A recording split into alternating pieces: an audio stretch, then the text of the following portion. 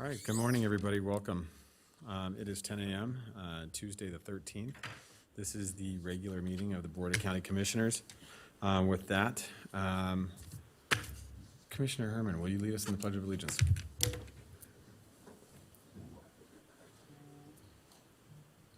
Pledge allegiance to the flag of the United States of America and to the republic for which it stands, one nation, under God, indivisible, with liberty and justice for all.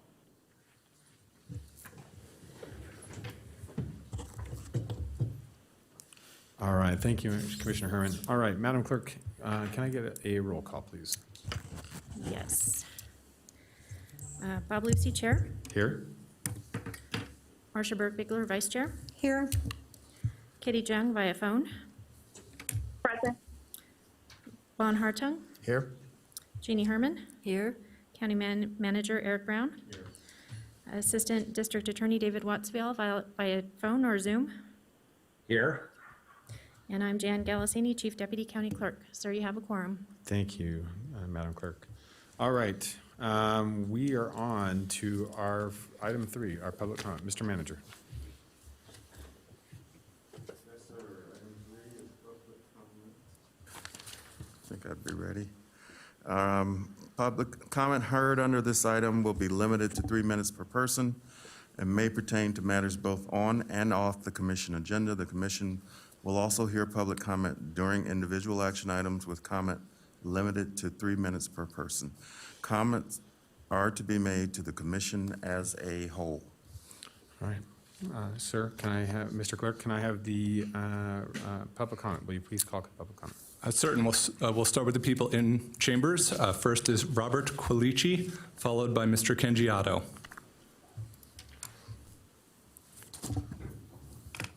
Welcome, Mr. Quilici.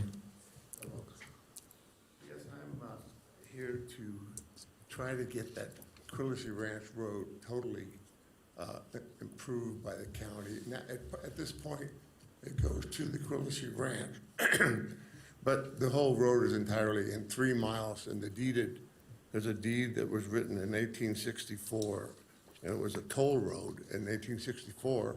Then in 1873, the county bought the road and for $1,100. And anyway, we started this process back in 2002 with Dave Roundtree.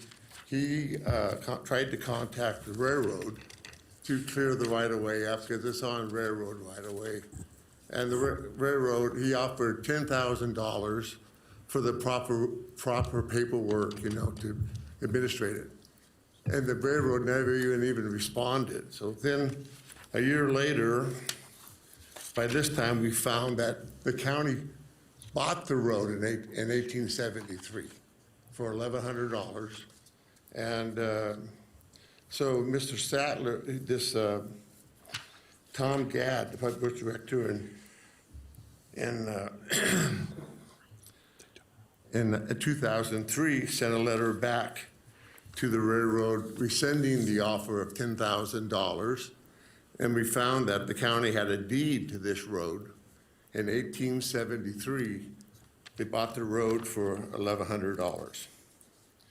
And then I have, that was in exhibit, these letters are exhibit 1 from Dave Roundtree, and then exhibit 2 is from Tom Gadd, the public works director in 2003, and then there's a letter from David Price, the county engineer, ensuring me in exhibit 3 that the road, the Quilici Ranch Road is the right-of-way for the county, a legal pathway.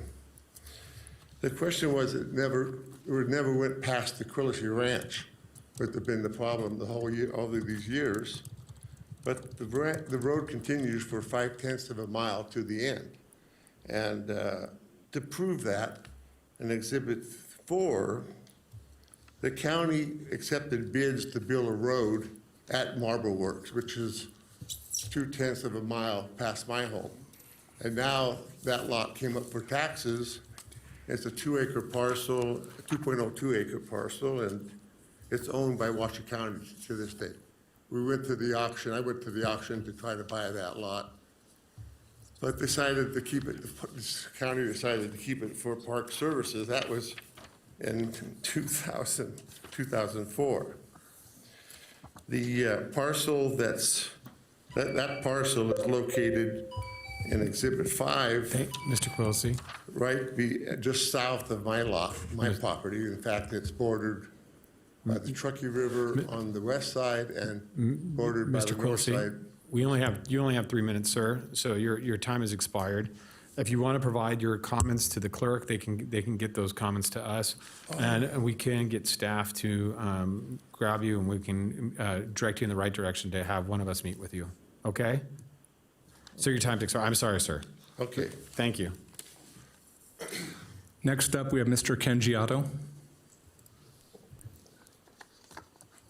And sir, I will need those documents that if you'd want to turn them in, over here. Welcome, Mr. Otto. And good morning. So my name's Kenji Otto, and I was born in Sagamihara, Japan. My mom's Fumiko Ikeda Otto. And on the September 22nd, item 10, my name came up in regards to to one of the positions. And I had a number of people, Vince Marco, Michelle Butler, Rebecca Marco, Irene Kraus, Sarah Van Emmerich, Bonnie Walker, Michael and Tanya Taylor, John Dyson, Tracy Vazina, Christian Wright, all called me a racist.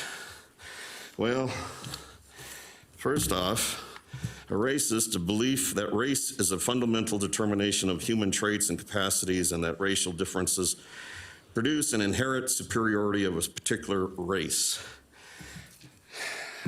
First off, I'm 51%, according to the DNA that Asian, and I came to this country from Japan, so I'm a legal immigrant, and I don't have an agenda, okay? And to me, these people were discriminating against me. I'm the only Asian American on the list at the time, which was a mistake by the county. I did send on June 24th a letter indicating that I had a mini stroke and that I was stopping all political activity due to my health. Were discriminating against me. My doctors were Asian American saying I'm okay, but I'm still being careful about what I do. The other thing is that, is it this clock over here? Okay, I'm sorry, because this clock is 0. Anyway, I haven't met but 2 of these people, Michelle Butler and Bonnie Volker, and all these people, as far as I know, are basically white.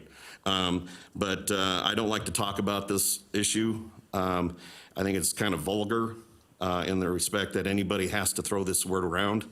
But the fact is my name shouldn't have even been on that list. I had asked on June 24th and September 18th that it be removed. And how it got up here, I don't know. But I'm willing to overlook that. I'm just upset that that I was bashed in this way, and I guess my time's up. Thank you, Mr. Otto, I appreciate it. Next, we have Carol Black, so we will go to Carol Black on Zoom. So, Ms. Black? Hi. Ms. Black, can you hear us? I can, and can you hear me? We can. The floor is yours, ma'am. Thank you so much. As you know, I'm an Incline Village resident. I recently read a scary article about a near-miss escape from wildfire in a vacation community in Oregon. The headline, "A Desperate Bid for Survival as Fire Closed in an Oregon Mountain Town." After wildfires left them trapped on the shores of a reservoir near Detroit, Oregon, dozens of people and 9 firefighters mounted a last stand, hoping for a miracle. Smaller lake than Tahoe, but the evacuating crowd with roads blocked was also much smaller than we could see with our limited escape roads. By the way, they did eventually manage to thankfully get out. There are currently a variety of transportation proposals which will significantly impact the Washoe County Tahoe area, which seem to be moving forward more or less unfettered, including TRPA's 2020 Transportation Plan update and a variety of TTD items, including a potentially unsafe Incline Village Mobility Hub proposal and a plan to allow TTD to collect a tax or usage fee for vehicles entering the basin. Of most concern to me, these projects appear to be developing and proceeding despite community concerns and in the absence of robust, comprehensive traffic, parking, safe area occupancy, evacuation capacity planning, and formal environmental impact assessment, which should be the required foundational elements. I have sent you all more detailed written materials for review. I plead with you for you to consider. Evacuation capacity was viewed as marginal several years ago. With growth in area occupancy from STRs and day visitors in recent years, the situation is not likely to have improved, putting residents, tourists, and the county and TPRA at increased risk. I worry that there is no plan for the out-of-basin intercepts for excess Nevada visitor traffic coming via Route 431 or 50, or for controls for high volumes of arrivals from north and south along Route 28, and limited planned area occupancy, tourism management controls, and proposed STR regs and Tahoe area plan efforts. I thank Commissioner Burkbigler for her substantial efforts in working to positively address these items. My bottom line request to you all, careful review, and please, more comprehensive planning and community discussion. And thank you for your time this morning. I hope you heard that. We did. Thank you, Ms. Black. Thank you. All right, now we will go to our emails. And Ms. Black also submitted a document which will be placed on the record with more of her comments. Thank you, sir. Our first email today is Miss Elise Weatherly. She actually had submitted 2 emails, so I'll read what I can in her allotted time. Thank you. This morning, I would like to tell all politicians I know, thank you. I would never make it as one of you. I am too sensitive. What I have seen is people like Skip Daly almost assassinating his opponent in ways I consider ungodly and unmanly. I even told him that the last time he ran against Jill Dickman. I explained to him the errors of his ways as he was walking around my neighborhood, but this year he did it again. I, unlike Miss Dickman, would have probably found a rock to crawl under. She didn't, she kept going. If I had been the one running against Greg Shannon, I would have done the same thing I would have done in any other situation like that. I would have covered my head in the sand, leaving my behind up like the ostrich I am, and thinking that not seeing things would make them go away. Fortunately for Washoe County, I am not Mr. Shannon's opposing party. At least there's a good and viable alternative option available to the citizens. This will be a very difficult year for the presidential decision. There just aren't any candidates I can fully support, but then they could say the same thing of me if I was running. Why would they vote for ostriches who hide their heads in the sand and then crawl under a rock of comfort? They wouldn't. Thank God I'm not a politician. Elise Weatherly of the former King's Conduits. And her second email. I know that the county is separated from the towns, and the towns are separated from the state, and the state is separated from the federal government, but since this could affect everyone, I thought I'd make it public. I am taking steps to initiate and enact a state law that gives patients more than 3 years to sue their doctor for malpractice. I understand there is a 3-year limit, and I think that should change for the following reasons. I was given an unnecessary chemo treatment and didn't have the mind to oppose it. What I would like to propose is that, 1, if a person is under the influence of chemo, they should not be allowed to make decisions regarding another treatment without the advice and support of someone who is on their side. They should not go to the cancer doctor's office alone. If a person took the doctor's advice to get another chemo treatment, even though the MRI showed that the tumor had disappeared, that person should be given several more years to bring a lawsuit against the prescribing doctor. It has taken me almost 5 years to recover from the chemo I underwent in 2015. If I had died, as I was expecting to by Dr. Aaron Bowman, then this would be a moot point. His diagnosis was wrong, His treatment was devastating, and I didn't have the brain power to question it or challenge it until now. If you have any ideas, recommendations, or suggestions, they would be greatly appreciated. I have learned I cannot stand on my own, not even after almost 5 years. Thanks, Elise Weatherly of the King's Conduits. Thank you. All right, next we'll have our next email from Gary Castell. So Gary Castile submitted a substantial PDF, which we will place on the record. Okay. All right, So the next email we have is from Mr. Daniel Purdy. all right.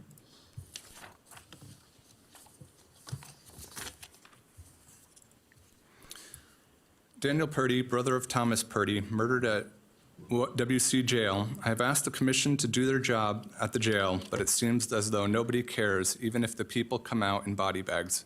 As I've stated before, all you commission care about is your next election. Instead of protecting community members, you would rather militarize the police more and more. You have sheriffs that drinking and driving get caught, and then you get a promotion for over these past couple years you have done nothing at the jail. All of you commissioners have blood on your hands. Remember, one day it could be a loved one of yours, but I firmly believe you're too ignorant to believe it. And that's all of his comments, and that's all the emails I have to read. All right, we have one final comment this morning, and that's Anne Marie Grant, who's left a voicemail, so we'll play her voicemail now.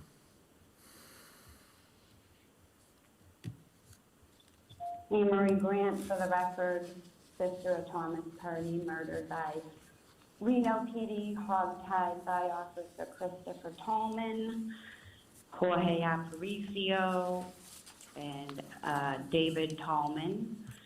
Then dumped at the jail, still hogtied, begged for his life, told them he needed an ambulance, told them he couldn't breathe.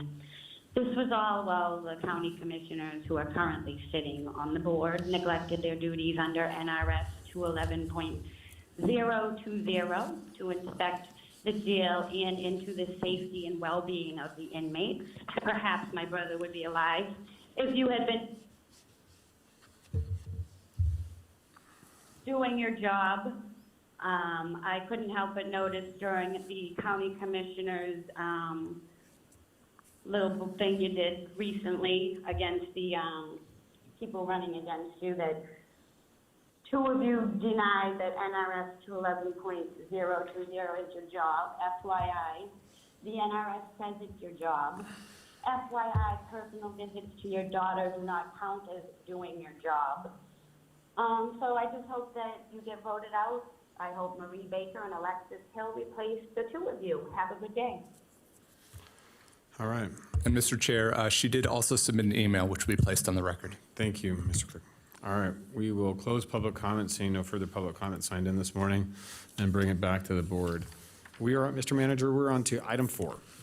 Item 4 is commissioners and county managers' announcements, reports, and updates to include boards and commission updates, requests for information, or topics for future agendas. Perfect. Mr. Manager, do you have something this morning? I have a couple. I see your wonderful I voted sticker, so I mean. You're stealing my thunder. That is I my want first to item. point, that's pretty cool, so I wanted to. I want to remind the public that, first of all, you should be receiving or have received your ballots. And I want to encourage you all to vote early in the process, if at all possible. I received my ballot on Monday. And since I work here at the 9th Street Complex, I brought it in and dropped it off at the Registrar of Voters Office. Rest of my family put theirs in the mail, and we've confirmed they've been received. I'll remind you, we also have an app that allows you to track your ballot. So if you're concerned about whether or not we received it, you now have the capability to actually see whether or not it's been received. And the other thing I wanted to share with the commission, we asked our county employees across the county to participate in a ballot survey to see if we mailed ballots to their homes, how many of them actually got received and returned. These are the same ballots. They were sample ballots, but the same weight, size of the real ballots. And though we're completing the survey this week, 97% of the ballots were actually received. 3%, which is within what I would consider the normal error rate, had problems where they were not received. 97% of them also were mailed and received within 7 days. So I just want to remind the public that you can return your ballot up until, as long as it's postmarked as of Election Day, and you have 7 days from that time for it actually to be received here. So once again, encourage you to vote early in the process, but please do vote. The second thing that I wanted to share with the commission this morning is we will be reviewing with the commission on the meeting on the 27th, our final spending plan for the CARES Act funding. Many of you have given us input on how you'd like to see the monies spent. We've been following up on that, but on the 27th, we plan to have an update and what will be close to the final spending plan. Obviously, there are a couple of months left, but we need to make some decisions now so that the money gets spent, particularly the CARES Act funding, by December 30th, which is what the requirement of the plan is. Thank you, Mr. Chair. Thank you, Mr. Manager, and thank you for those updates. Commissioners, Madam Vice Chair, I have you send in first. Thank you, Mr. Chair. So I want to, I have a couple of things this morning. First off, I'd like to ask to have a presentation from our Finance Assistant County Manager, and also a presentation from the Sheriff regarding dispatch. So I know that we, as the County Board, approved the budget, and the budget included 6 new deputies for the Sheriff's Office for dispatch, purposes of dispatch, and I know those have been canceled. And so I would like to know where we are on that, because this is an issue that many of us have been working on for some period of time. It's a very serious issue that's very important to our constituents that we resolve this problem, and so I'd like to have a presentation, please, from them on our agenda as soon as we can get it on. I understand that probably won't be until next month, but as soon as we can get it on, I'd like that. I also want to ask to have the STR draft ordinance put back on the agenda. I know it was pulled off for reasons of some work. We since have received a legal opinion from the district attorney saying that we can in fact bifurcate because, and put Incline Village in a different regulation because they are actually under a different planning agency since they're in TRPA. So we need to get that back on the agenda so that we can resolve the ongoing problems we have in Incline Village. So I'd like to see that back on the agenda as soon as possible. Also, the Incline Village area plan has been finalized by staff, and it needs to be brought before this commission for final approval. I'd like to ask if we can get that on in January, Mr. Chair, because I've been approached by several people who have some projects up there that will be directly impacted by this area plan, the change in the area plan, and so we need to get that back on. If we could do that in January, that would be great. And then, as everybody's aware, the county has agreed to settle the Incline Village tax repayment, and we've taken it to court. I understand and the judge gave, the school district has opposed the settlement and wants to be pulled out of it. So the judge gave them a week, and I believe that week ended yesterday, to get their opinion together on it. But this is a really major issue. I'm aware that Judge Draculich is looking seriously at this project, and I believe from the impression I got from the comments she made at the last meeting is that she would like to see this settled. The school district had originally asked for 30 days. She rejected that. Then they asked for 10. She rejected that and gave them exactly a week to make their presentation. But just as an example, if we as the county had settled this 8 years ago when Commissioner Hartung and I were elected and this first came up as an issue that needed to be settled, we would have saved the taxpayers of Washoe County $11 million in interest alone. That's significant money to this county, and we need to get this done and move forward. So I'm putting this on public record because I want to encourage the school district to please settle, agree, and let's move forward with this project. That's all I have. Mr. Chair, thank you. All right. Thank you, Madam Vice Chair. Next, Commissioner Herman. Thank you, Mr. Chair. Thank you, Mr. Quillisi, for coming in today. I don't think the county was aware that they actually owned the road, and I just wanted to bring the board up to date on what had happened there. I think it was in July that they were working on the road and did the road just to a certain point, and they hadn't gone beyond that. And Mr. Quillisi had talked to them, and they had promised that they would finish the road, shortly, within a few weeks. But to this date, and it's October, nothing's happened. So thank you for getting us this new information on the ownership of the road, because that should clarify this and get it moving along. Thank you very much.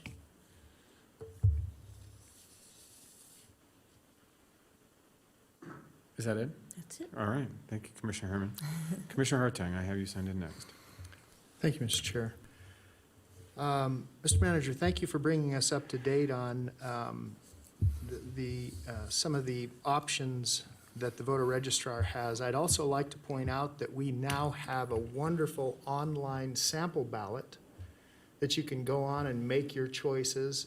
It is much upgraded to what we had in the last election, where it was just a straight printout of a PDF and everything was very small.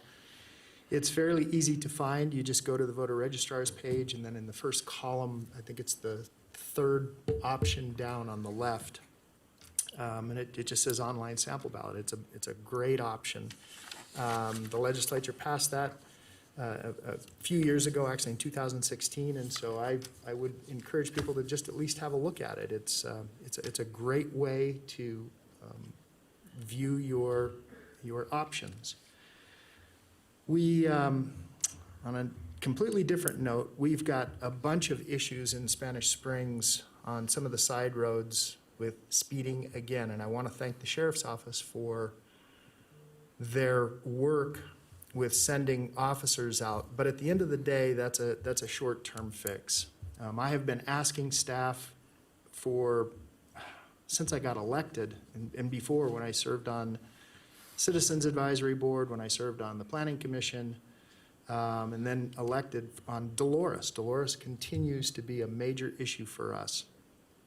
I would like to see a stop sign at Dolores and Erin, and I've had conversations with staff, and they will bring up the fact that it doesn't conform to the MUTCD, the Manual Uniform Traffic Control Device. That's a policy, a book of policies, or devices, rather. We've got to come up with common sense solutions to fix some of these issues, and I'm asking for an agenda item so that we can actually look at some of the crashes that have occurred on the corner of this seemingly residential street, but it has really turned into a collector. Mr. Manager, you're also aware of Elena just off of Eagle Canyon, where I've complained forever about the fact that we have an overcrowded high school and an overcrowded middle school. Well, probably not an overcrowded now, but it's close, since Sky Ranch Middle School opened up, so that took a lot of pressure off of it. But there's still a huge amount of traffic on Eagle Canyon, and then it funnels out onto these side streets. I'm going to ask for us to look at a funding source through RTC, and it obviously has to be approved from the RTC board first, so I'm just going to leave it at that. But a source for us, the entire region, not just Washoe County, but Washoe County, City of Reno, City of Sparks, to have a funding source that we can address some of these side roads and the speeding on some of these side roads, because it's just, and it seems as if it's just getting worse. And then I'm going to bring it up again Sunset, Egyptian, and Pyramid Highway. It is in desperate need of a light. I know I took a tour with RTC Director Bill Thomas. We're aware of it. Buses have to cross 5 lanes of traffic. The speed through there, I would venture to say, because they're coming off of that 2-lane 55, but I would venture to say they're easily doing 60 to 70 miles an hour. And it's a very, very, very dangerous intersection. We've got to be proactive. I've been asking for this for some time. The time is now. The time is now to act, and that way we don't have to be reactive. So that's all I have, Mr. Chair. Thank you. Thank you. And also, Quilisi Ranch Road, I'm also interested in this. I've been out at the Marble Works, I don't know how many times, as a much younger man roaming around on that property. People probably don't know that we actually had a marble quarry out there in the 19th century. And it's a wonderful place. It's an asset for the community. And I would like to see who owns the road, because I know it has to do with public access. And so it's one of those things where we really do need to have a look at that and see what can be done. So I'm interested in seeing that come back to us as well. All right. Thank you. Thank you, Commissioner. Appreciate that. I have a few comments this morning, and most of them are related to COVID. We have constantly, obviously, many individuals have seen in the paper recently that we are seeing a spike, a little bit of a spike and an upward trend again. And I want to add some narrative to that. We are seeing an upward trend. We've been seeing an upward trend, which is disappointing, because we were seeing a significant downward trend in new cases from the middle of July to about the middle of September. Middle of September, however, we saw a new spike of our COVID cases returning and challenging our community. Now, when we say those 7-day moving average and those new spikes, it does allow for some unique, I guess, conclusions people can draw to that about where these cases are coming from and how they're getting these cases and what's happening. Based upon the information that we've been provided from our staff and and some of the decisions that were made, there have been, we opened bars too soon and we did some things that might have changed the outcome. However, when we look at this, a majority of these cases are coming from community spread. They haven't come from bars or places of commercial congregation. The largest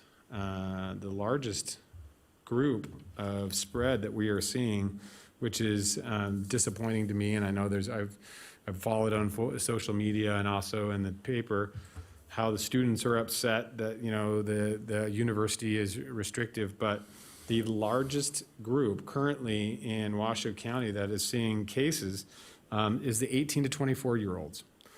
College-age kids that we have seen almost 7 times at the beginning or at the end of September, 7 times any other age group. And currently they're about 5 times any other age group. So if nothing else, please hear my plea, and this is to the college-age kids, 18 to 24, across Washoe County. Please be conscientious about the decisions that you're making. Those decisions do impact us all, not from a standpoint of just health and safety in our community, but realize our businesses are impacted tremendously, continuously by these directives and these narratives that come from the state. And we are working tirelessly to get businesses back open, keep our communities safe, moving into flu season, moving into this fall. And if we don't have some comprehension and we have some understanding that is necessary, we need to address this. I almost feel like I'm listening, I'm becoming my father in the sense that, you know, you need to start behaving as an adult. This is me asking you, please, you just need to start behaving as an adult. You're 18 to 24 years old. Please be responsible about what you're doing every day. You know, these parties and whatnot and mass collections is not helping us. So that's my plea for the morning, and I want to leave it at that. Next, there is some confusion. We're going to talk about it later in item 19. I've received quite a few emails in regards to youth sports. Youth sports, as you know, in the governor's directive, in Directive 34, he allowed for competition for youth sports, moving youth sports from just practice and training to actual spectatorless competition. However, the parents, I've received a number of emails from parents asking us, why can't we do that for high school? Well, we can't do that for high school because we have no oversight over high school sports. High school sports is guided by the NIAA, which is a statewide guidance agency that works with the State Department of Education and the school districts across the state to administer high school sports. We have no oversight of that. We work with merely the independent leagues such as Little League and AYSO and those that participate on our county fields, specifically within the unincorporated area. So when we talk about youth sports, that's what we're referring to. So I want to make sure that people understood and make sure that that clarification is there. We continue to work with NIAA and want to work with the NIAA, but realize when they make decisions, it's for the entire state, not just for Washoe County or any specific county. So with that being said, I look forward to that conversation here in a little bit on item 19. Other than that, I have nothing to point out, and I have no further comments. Anything else from any of the commissioners? Mr. Manager. John? I did ask Commissioner Jung, and she responded that she has no comments this morning. So with that, we will close item 4 and move on to our consent agenda. Our consent agenda is posted and ready for approval. Are there any items in the consent agenda that any commissioner at this time would like to pull out for further discussion or any type of discussion or further understanding? Commissioner Herman, I have you signed in. Thank you, Mr. Chairman. 5G, not to take it out, just my comments. The Monte Cristo parcels were taken out one by one because of default in taxes. And now I see there's 2 more. I don't know what they are, but I think we should, like I'd said before, be very careful that we're putting these back on the public market and people purchase them, because the monies that we get in from these properties may not be large amounts, but they add up and they help our county budget. So, thank you. All right. All right, seeing no further comments from any of the commissioners, at this time, I'm looking for a motion to approve the consent agenda. So moved. I have a motion from Commissioner Hartung, second from Commissioner Herman. I'll call for the vote. All those in favor? No, I'm sorry, any public comment? We have no emails, and I don't see anybody signed in. Thank you, sir. Appreciate that. Seeing no public comment, we'll call for the vote. All those in favor signify by saying aye. Aye. Aye. All those opposed? Motion carries unanimously. All right, and so that takes us to the end of our consent agenda. Madam Vice Chair, do you have a block vote for us today? Yes, sir, I do. I would suggest, oops, hang on a minute, let me move. That one needs to be coming up next. I would suggest we put into a block vote, and then this is in the form of a motion, item 8, 10, 11, 12, 14, 15, 16, 17, and 18. All right. I have a motion for the block vote of items 8, 10, 11, 12, 14, 15, 16, 17, and 18. Do I have a second? Second. I have a motion by Madam Vice Chair, second by Commissioner Hartung. Mr. Manager, could you please read these into the record? Item 8 is a recommendation to approve budget amendments totaling an increase of $500,000 in both revenue and expense to the FY21 Coronavirus Relief Fund for SB4 enforcement, retroactive to March 1st, 2020 through December 30th, 2020, and direct the Comptroller's Office to make the appropriate budget adjustments. Item 10 is a recommendation to approve the FY21 Community Case Managers Grant from the State of Nevada Division of Public and Behavioral Health to assist clients with a serious mental illness moving from chronic homelessness and transitional and permanent housing in the amount of $240,300, no county match, retroactively from July 1st, 2020 through June 30th, 2021. Authorize the Director of Human Services to execute the grant award documents and direct the Comptroller's Office to make the necessary budget amendments. Item 11 is a recommendation to accept a COVID-19 Emergency Services Funding CARES Act Subgrant Award from the State of Nevada Aging and Disability Services Division in the amount of $208,000 with no county match, retroactive from April 1st, 2020 to September 30th, 2021, to provide paper products for the Home Delivered Meals Program. Authorize the Director of Human Services Agency to execute the subgrant award and related documents and direct the Comptroller's Office to make the necessary budget adjustments. Item 12 is a recommendation to approve a sole source agreement between Washoe County, Vietnam Veterans of California, Inc., doing business as the nation's finest, in an amount of $150,000 annually. Authorize the purchasing and contracts manager to execute the agreement retroactive to October 1st, 2020 through September 30th, 2021, with the provision of up to 2 one-year extensions at Washoe County's option to be executed at the discretion of the purchasing and contracts manager. Item number 14 is a recommendation to approve an amended agreement for professional services between Washoe County and the Karma Box Project for work related to the Built for Zero initiative, specifically river cleanup and homeless encampment data project, not to exceed $152,169.60. Excuse me, amended language related to insurance and liability matters, and an advance of $10,000 needed to begin the project. No change to the scope or amount, otherwise authorize the purchasing manager to execute the agreement.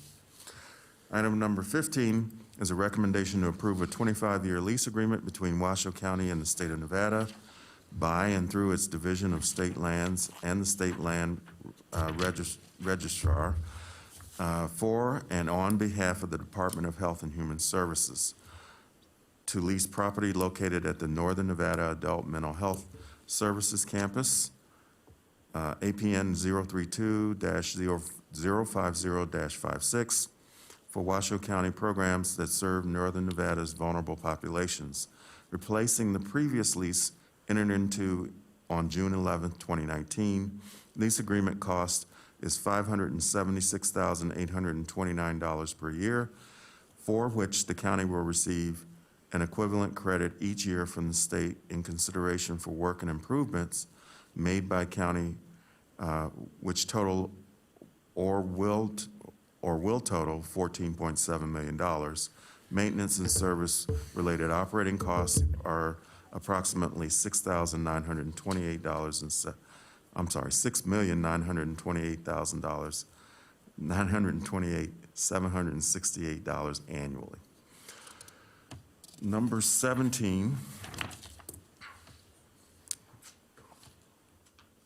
number 16 is a recommendation to approve FY 2021 sole source purchases of desktop computers, laptops, servers, storage, disk backup, printers, and associated computer hardware retroactive to July 1st, 2020 through Joinder and National Association of state procurement officers' master price agreements for the state of Nevada with Dell, Inc., and approve expenditures that will aggregate to exceed $100,000, but not to exceed $850,654, and will remain within the available technology services budget for FY 2021. Item 17 is a recommendation to approve FY 2021 sole source purchases of hardware, software licenses, and software subscriptions, Microsoft Office 365 and Adobe, with CDWG and SHI International retroactive to July 1st, 2020, and approve expenditures that will aggregate to exceed $100,000, but not to exceed $1,450,000, and will remain within the available technology services budget for FY 2021. Item 18 is a recommendation to approve amending Washoe County Code, Chapter 20, Revenue and Taxation, Sales of Tax Delinquent Properties held by County Treasurer, to match changes to Nevada Revised Statute 361-610 as noted and provide for update to tax rate process and general language. If approved, direct the county clerk to submit a request to the district attorney's office for preparation of the proposed properties. All right, thank you, Mr. Manager, I appreciate that. And before we go to public comment or move on to the vote, we are joined by Director Amber Howell from Human Services Agency, and she'd like to make a quick comment on item 15. Director Howell, are you with us? Yes, I am, Chair Lucy, thank you. The floor is yours, ma'am. Thank you. I wanted to just update the commission because I think this is a significant positive movement from our previous lease that we had.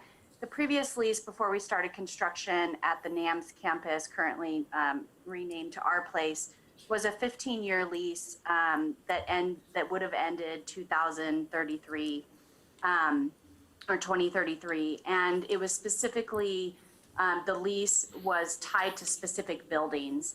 And so anytime you want to add a building or change the framework of the building, you have to go through IFC, Board of Examiners, BCC, to make those changes. And so Assistant County Manager Kate Thomas and I have been working with the state for the past 8 months to not only change the buildings from not being so specific on the buildings itself, but rather the perimeter of the building. So you will see in your packet, we have changed from a building lease to a land lease, which is significant for Washoe County. So you will see on your exhibit the new amended land lease rather than a building lease. It added 2 additional buildings, which is going to help us with our increase in homeless population and also some of our overflow issues that we're currently dealing with. And so we also were able to get the state to increase our lease to 25 years or ending in 2045. So that's also significant.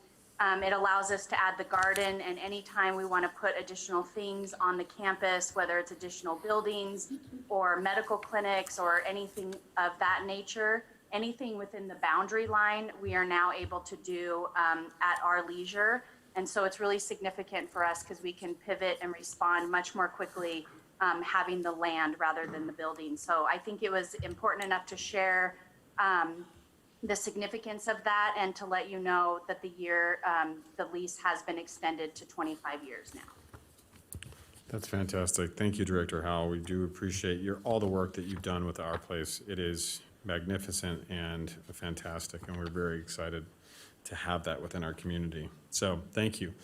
All right, is there any public comment on any of those items in the block vote? We received no emails on the block vote items, and I do not see anybody signed in. Thank you, sir. I appreciate that. So with that, we do have a motion and a second. All those in favor signify by saying aye. Aye. Aye. All those opposed, motion carries unanimously with all commissioners voting. All right. We're in a unique spot right here. We do have a time certain for 11. I do not think we can get through another item on the remainder of the agenda before that time. So I am going to put us in recess until 11 a.m. And where we'll reconvene at that time as the board, Washoe County Board, Liquor and Gaming Board. And we will come back at that time. So we'll be back at 11 o'clock. Thank you very much.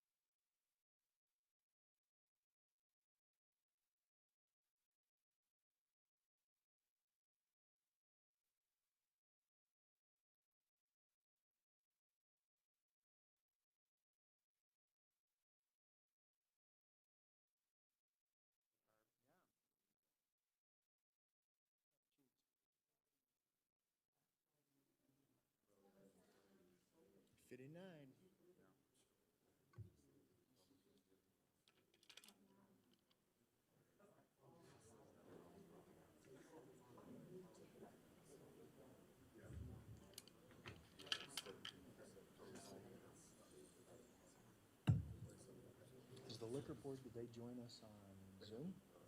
We are the liquor board.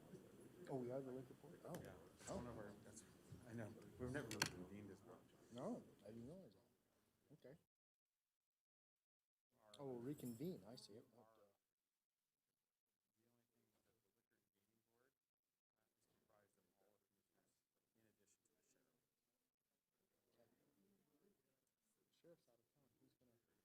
excused from.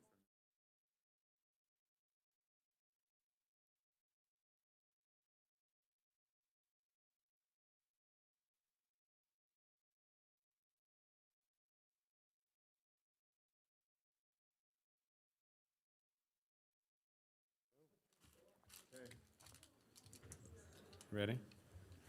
All right. Get everybody seated here. So just for process-wise, it is 11 a.m., hopefully we're not here at 11 p.m. 11 a.m. this morning, and this is a time-certain meeting. We are going to convene now as the Washoe County Liquor and Gaming Board, a separate board which is comprised of the commissioners and the elected sheriff. So I am going to call to order the meeting of the Washoe County Liquor and Gaming Board. So with that, Madam Clerk, can I get, or Sir, can I get a roll call? Certainly. Bob Lucy, Chair. Here. Marcia Berkler, Vice Chair. Here. Kitty Jung. Present. Vaughn Hartung. Here. Jeannie Herman. Sheriff Darren Balaam is absent, and Assistant District Attorney David Watts via Zoom. Here. County Manager Eric Brown. Here. And I'm Derek Sonderfen, your Deputy Clerk. Sir, you have a quorum. Thank you, sir. I appreciate that. I did receive a message from and had a conversation with the sheriff prior to this meeting. He is unavailable today and excused from today's meeting. So in his absence, we will move forward. With that, Mr. Clerk, do we have any public comment on this? I do not see anyone signed in, and we have no emails on this item. All right, seeing no public comment, and I believe we have no public on Zoom as well, we will go to item 4. Mr. Manager.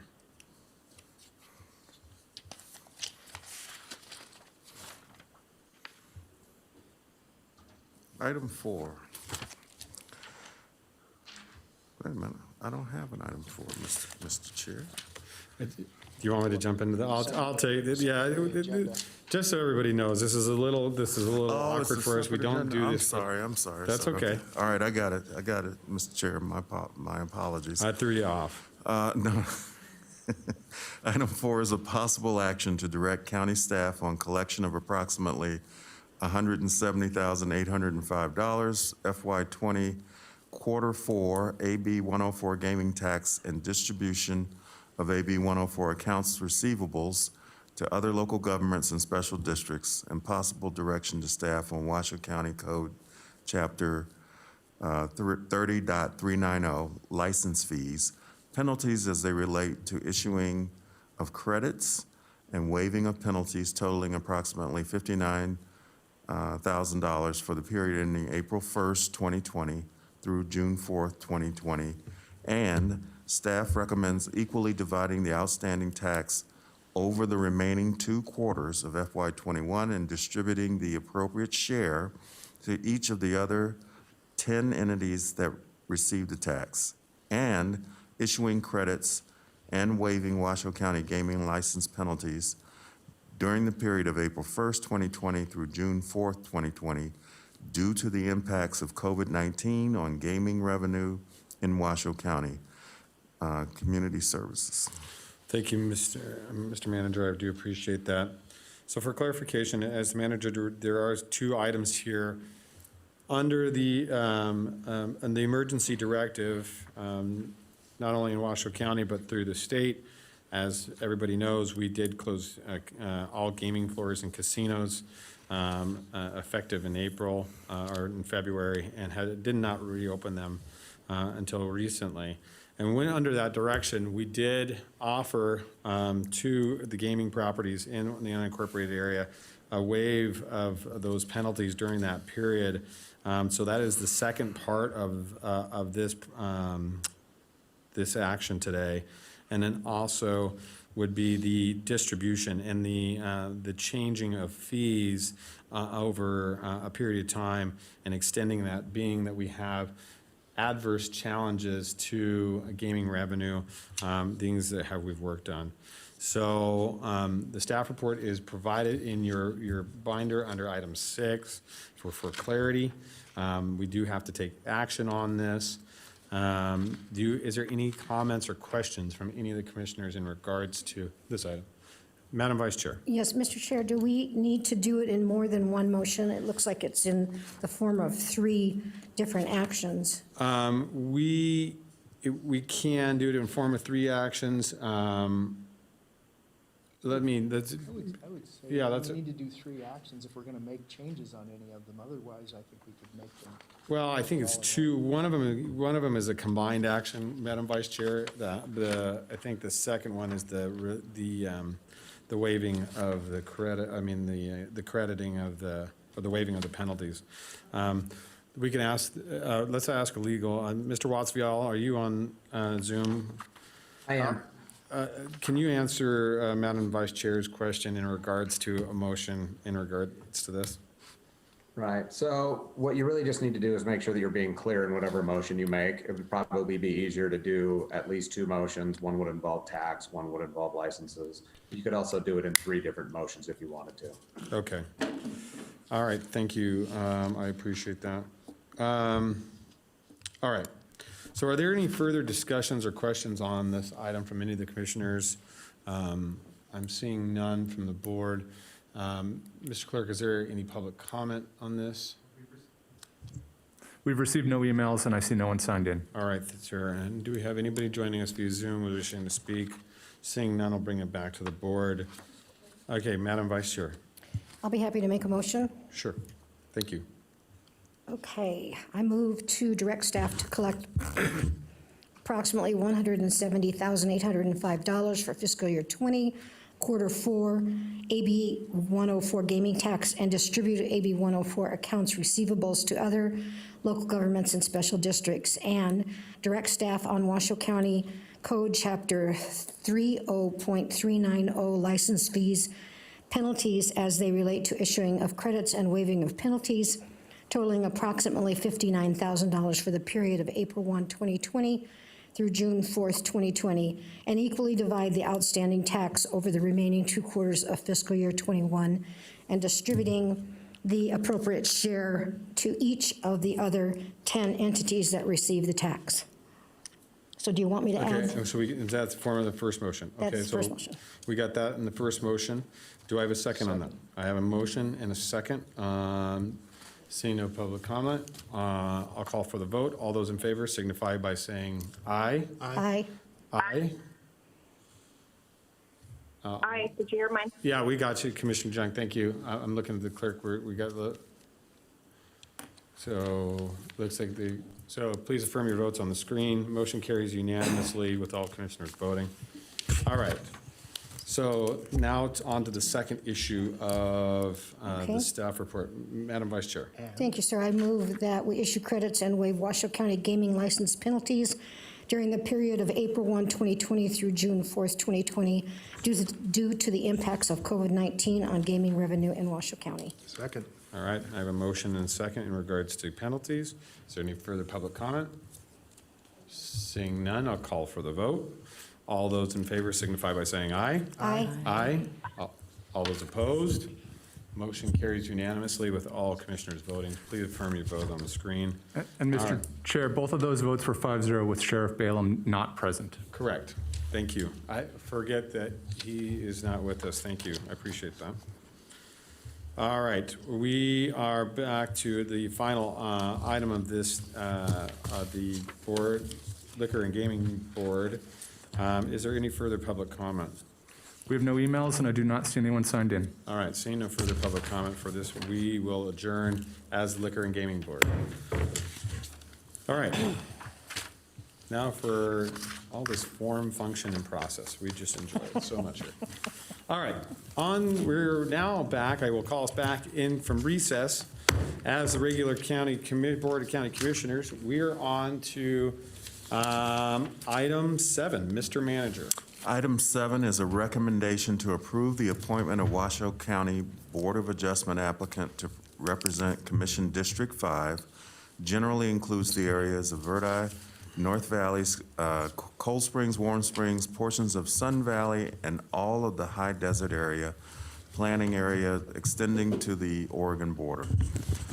To fill a term beginning on November 1st, 2020, and ending on June 30th, 2024, or until such time as the appointee no longer serves on the Board of Adjustment or a successor is appointed, whichever comes first.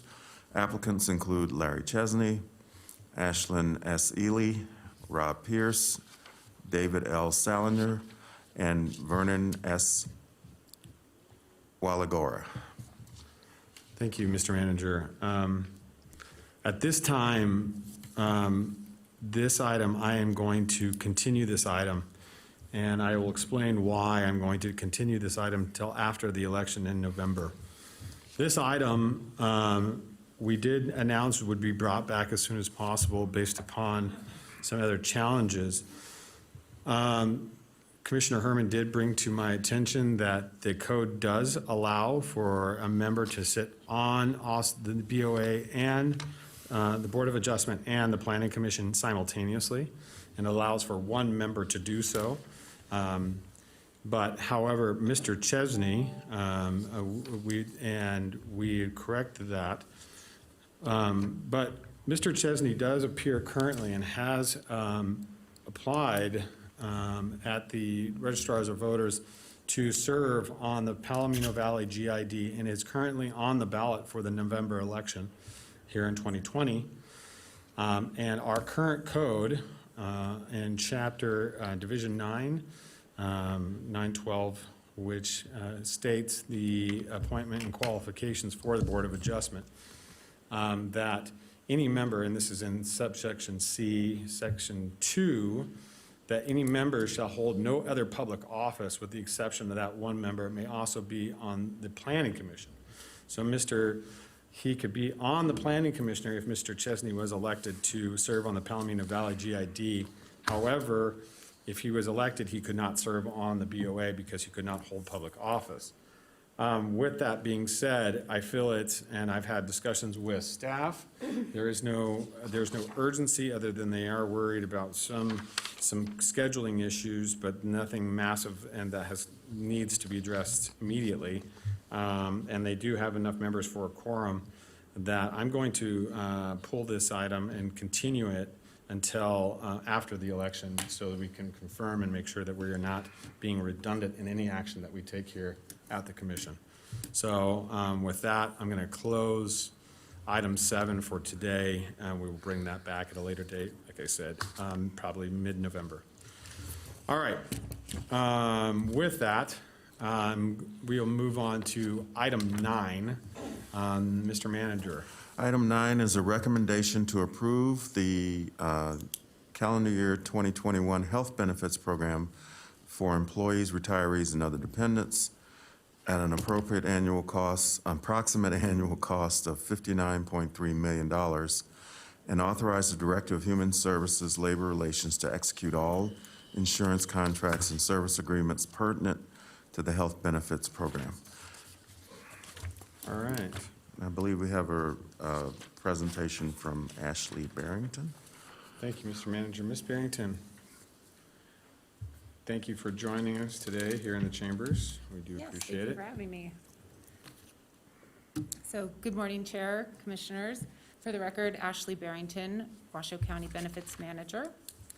I'm here this morning to discuss with you item 9, which is the 2021 plan year for the employees. Ms. Barrington, can you come closer to the mic so we can hear you, make sure that, because Commissioner John is going to need to hear that.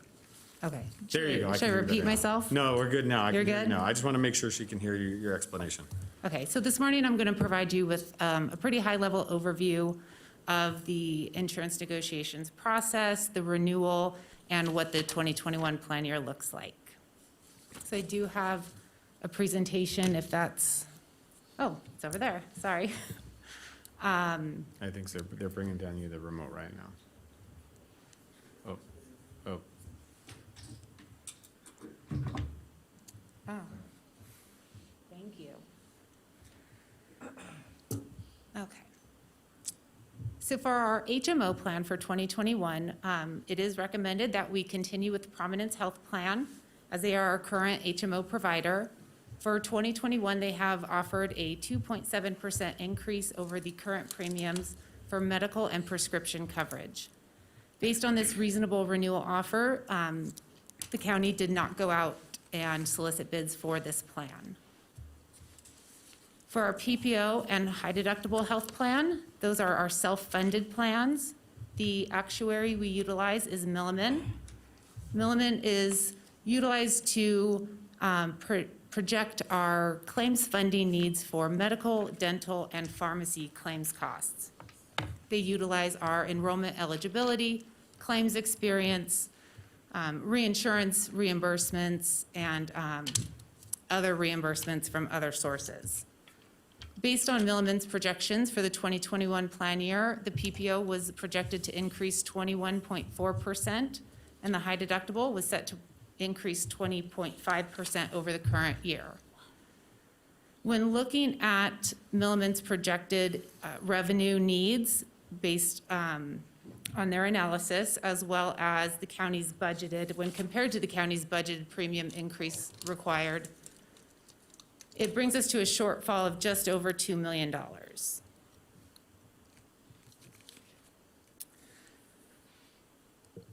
So I'll take you through the Insurance Negotiations Committee, which is comprised of 9 representatives from the different labor organizations here at Washoe County.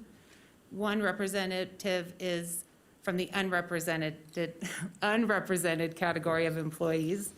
We also have 1 non-voting retiree member. The purpose of this committee is to make recommendations to the board regarding benefit changes. So that would be your co-pays, co-insurance, maximum out-of-pockets, and deductibles. Based on the projected high renewal rates of our self-funded health plans this year, we did approach the committee and ask them to make changes totaling $700,000 in cost reductions to the plans.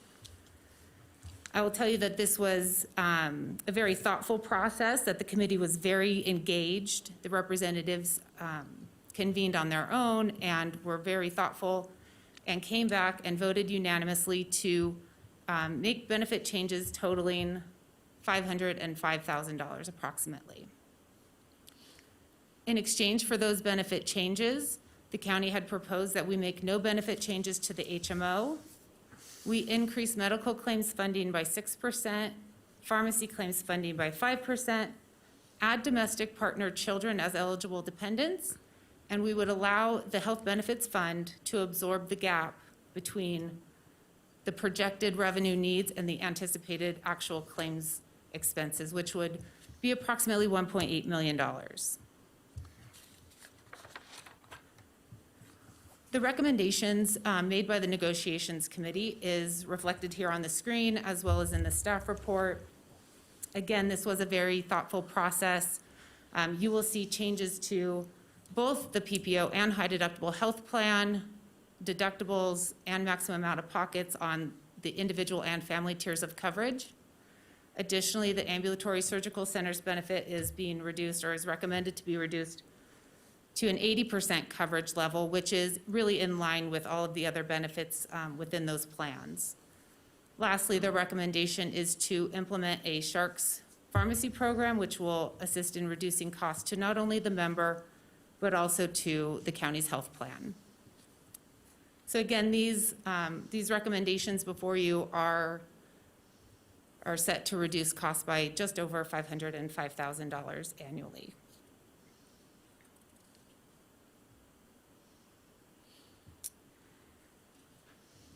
So these last set of recommendations is being made by staff as they are outside the purview of the Insurance Negotiations Committee.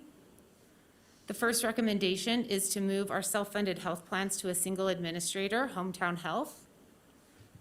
Hometown Health has provided us an opportunity exclusive for Washoe County members to have a network which includes its current Hometown Health Network and Renown Hospital and St. Mary's. So St. Mary's Medical Center, St. Mary's Urgent Cares, and St. Mary's Medical Group would be included in this Hometown Health Network for Washoe County. So employees would really be selecting their facility and provider at the time of service as opposed to the time of enrollment.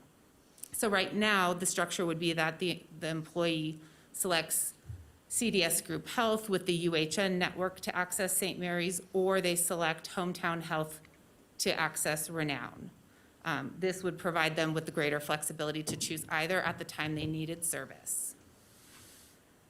Additionally, this transition would allow for consistent claims processing across our plans. It would provide us with some disease management opportunities for our membership, and it would create administrative efficiencies. The pharmacy recommendations being made are to move to mandatory mail order for maintenance medications, to move to a more narrow formulary, and to implement a low-value drug list. These recommendations being made by staff total just under $478,000.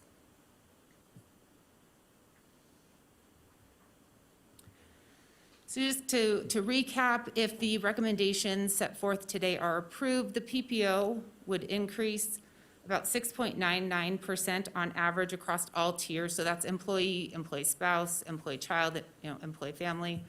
The high deductible is set to increase on an average of 8.36% across all tiers, and the HMO would increase 4.78 on average. Again, the Health Benefits Fund would be absorbing the gap between the revenue received and the revenue needed to cover claims at approximately $1.8 million. And lastly, the employees and members on our health plans will continue to have choice. On the HMO, they will be able to access St. Mary's, Northern Nevada, and Carson Tahoe. And on our PPO and high deductible health plan, they have access to Renown, St. Mary's, and Carson Tahoe. So that really sums up my staff report and presentation this morning. I am open for questions. Thank you, Ms. Barrington. We appreciate you being here. Are there any questions from the commissioners in regards to this item? Commissioner Hartung, I have you signed in. Thank you, Mr. Chair. Ms. Barrington, and I kind of already know the answer to this, but I want to put it on the record. When does open enrollment occur? Open enrollment will begin Monday, November 2nd, and run Okay. through Friday, December 4th. Right, okay. At that time, any employee can decide whether they want to stick with the plan. If they're in the high deductible plan, then they can move over to an HMO or some other, they can change their options, correct? Correct. So open enrollment is the time to kind of assess your own personal needs and educate yourself about the health plans being provided by the county and make that selection for you and your family. Okay. And those take effect January 1st. Yeah, because I'm a little uncomfortable with the fact that in the high deductible plan, and forgive me for not knowing this because I don't have the high deductible plan, but people could have used Northern Nevada, correct? Previously in the high deductible plan? Correct, Right, yes. that's what I thought. Mhm. That's what memory served me as, but I wanted to make sure that we also got that on the record. So now we're telling them, and Northern Nevada's, they've got a larger footprint than they had. They're adding locations and making it more convenient where you don't have to just go over to the Sparks location. So we know that there are increases coming. I mean, I understand that. Did we give Prominence the opportunity to bid the PPO and the high deductible plans? No. Prominence is a commercial, fully insured plan, so that's a product that we purchase. Our HMO is a product that we purchase. I see, okay.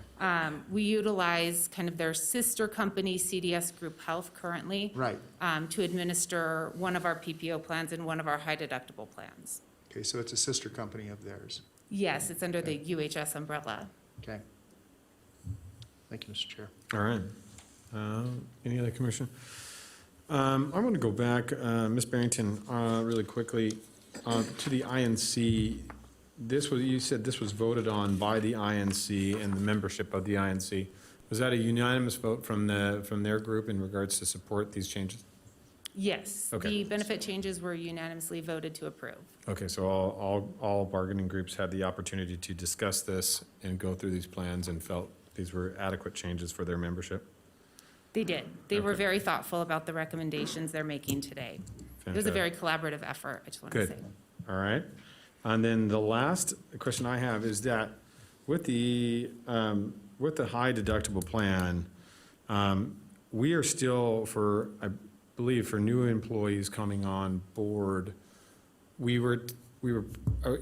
explain to me how for the new employees, I think there was a chance, we immediately were trying to push them to the high deductible plan from the start, or I remember we had some sort of program with new employees. Can you Right. walk me through that? Sure, there's a provision within the collective bargaining agreements that have new employees hired on or after July 1st, 2016, that stipulates they must enroll in the high deductible health plan for 2 full plan years, and that is still in place. Is that still in place? It Okay. is. So the new employees would be subject to these changes for 2 years, and then they could make those, during open enrollment, those changes to either the HMO or PPO at a later time and date after 2 years, correct? Yes, that's Okay. correct. All right. And as my memory serves me right, too, the county still contributes to that high deductible plan on behalf of the employees, correct? Correct. So the county pays 100% of the health plan premium. Uh-huh. The county also provides a significant HSA contribution on an annual basis to those employee Okay. health savings accounts. All right. And is that going to increase to offset some of this, or no? No, we did not negotiate any increase to the health savings account contributions. Okay. All right. I have no further questions. All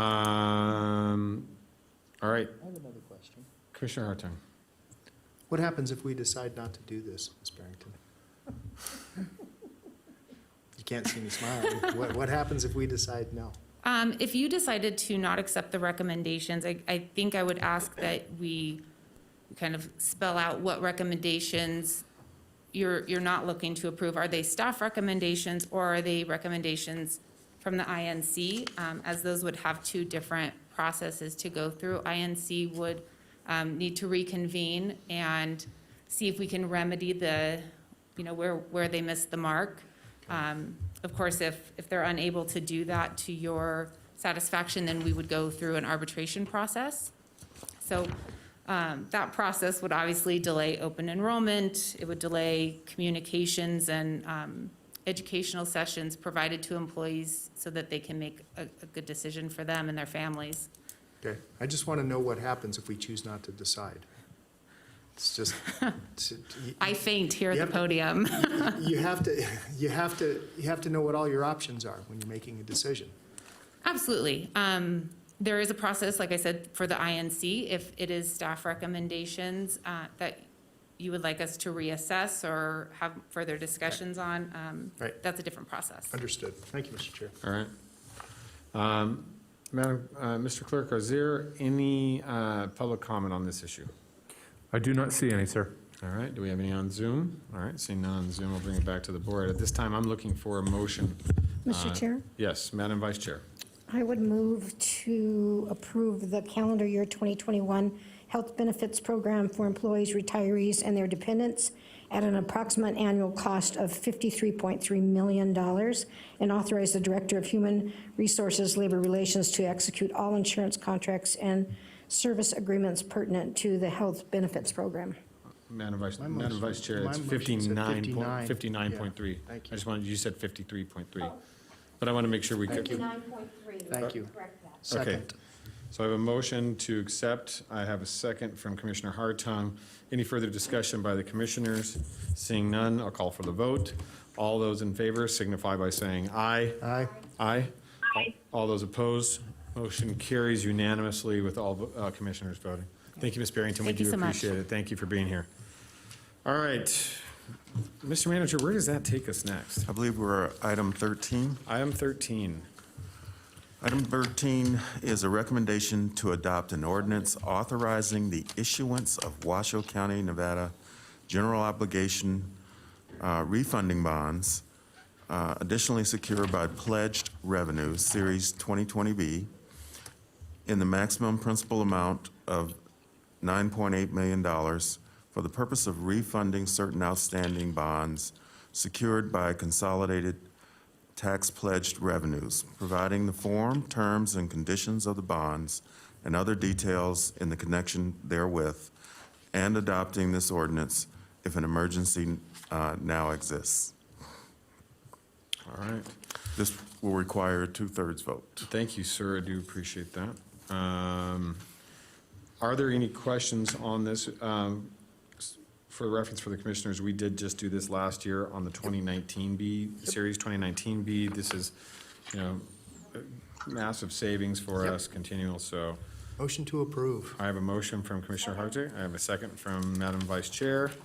Any further discussion? Do we have public comment? There is no public comment.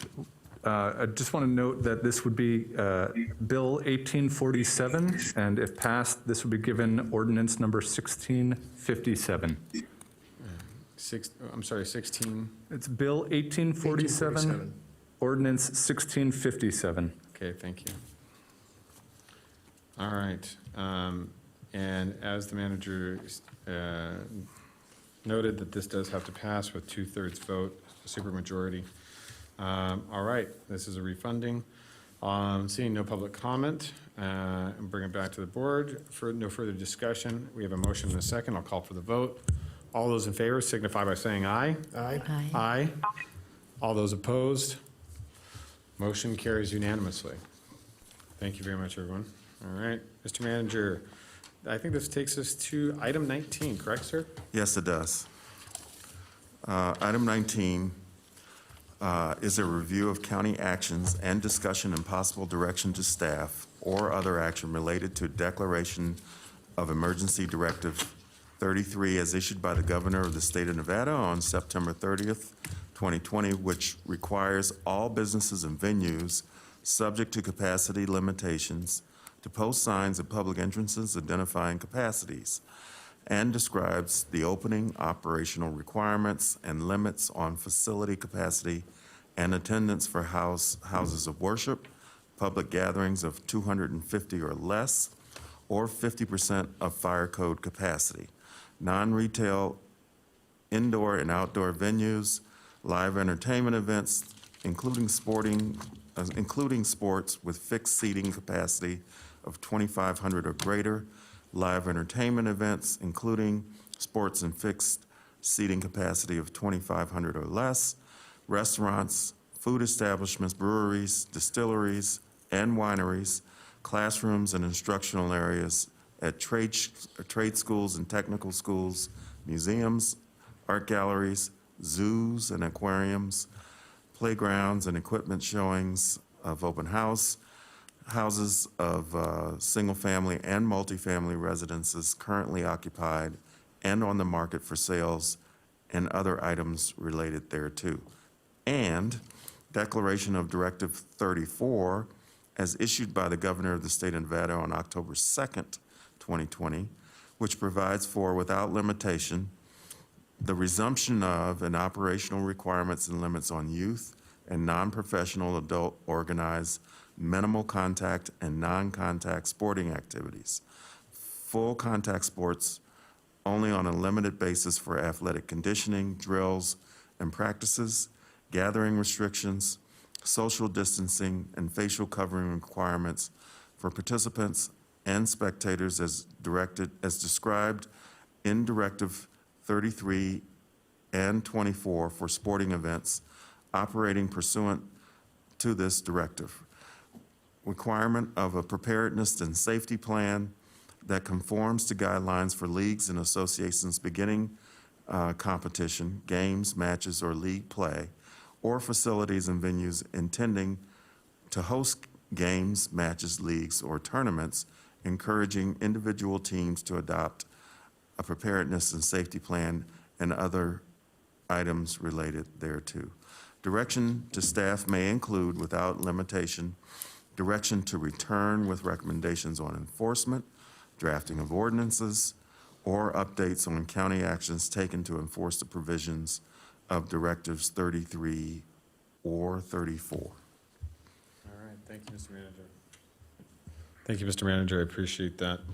This is an item that I wanted to bring forward based upon the confusion that seems to be consistent amongst parents and individuals throughout the county, both in the cities and in the unincorporated area. So we can tackle the Directive 33 first. The large gathering is one of that I've seen as a challenge. Many of the individuals that participate currently, one of the reasons for this was to hopefully move forward with some of our convention business through our community. As many individuals know, the state of Nevada, with our gaming properties and our tourism industry, a good portion of our business is reliant on convention and show business versus just general tourism. And this was a way of moving to opening back up conventions. But one of the big challenges that I've seen, and I know the manager has been working with the health district officer and also the state to get some clarification on this. There's obviously the new level is gatherings can be up to 250 people. Is that correct, Mr. Manager? That's correct. And so that moved from 50 to 250. I think that's without submitting a plan, correct, sir? That's correct. And there also within the plan, there was guidance for private gatherings in homes that tried to restrict that down to 25. I don't know how we enforce that, Mr. Manager. That's one of the discussions I wanted to have today. I don't know how we go and enforce that amongst individuals, but I wanted to bring that discussion to this commission on how, because as the county, it is our requirement to enforce these directives. It falls on our business licensing and our health department staff to do that. So the manager and I have had, like I said, multiple conversations, but find it challenging sometimes to have that enforcement piece, so we wanted to bring it to the board. Is there any discussion on how you guys would like to see this, or how we should move forward, or were there any challenges with the directive that anybody would like to discuss? Mr. Chair. Commissioner Hartung. Thank you. I'd like to talk about some potential equity issues. So is Wild Island still open? Yes, to my knowledge, yes. And do we limit them to 250? I can't answer that for you, Commissioner. We do not, sir. I don't think we do. That's the point. But yet we're limiting ACES Stadium to 250.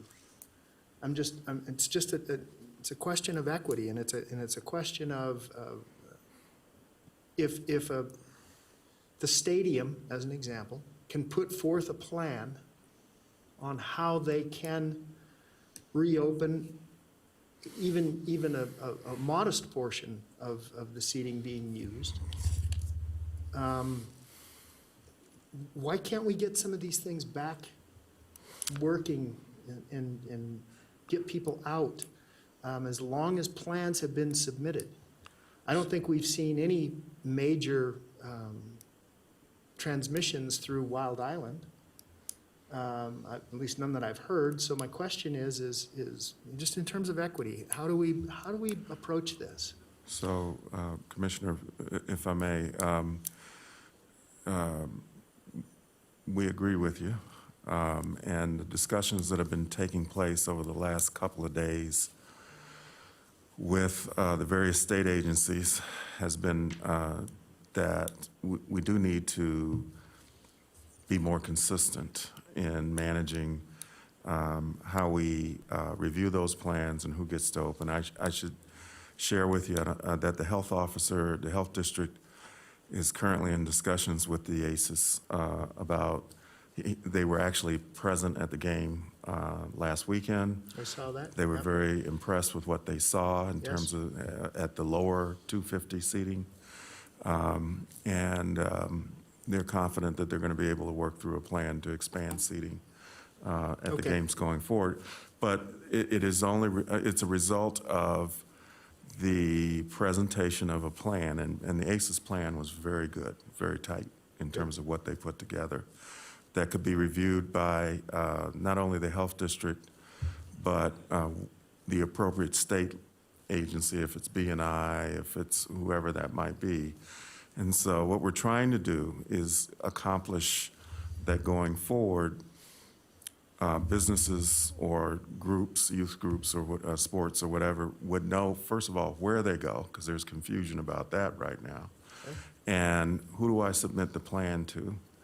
And what is the reasonable expectation on lead time for those agencies to review that plan? Looks like it's going to be 5 to 10 business days, as an example. Okay.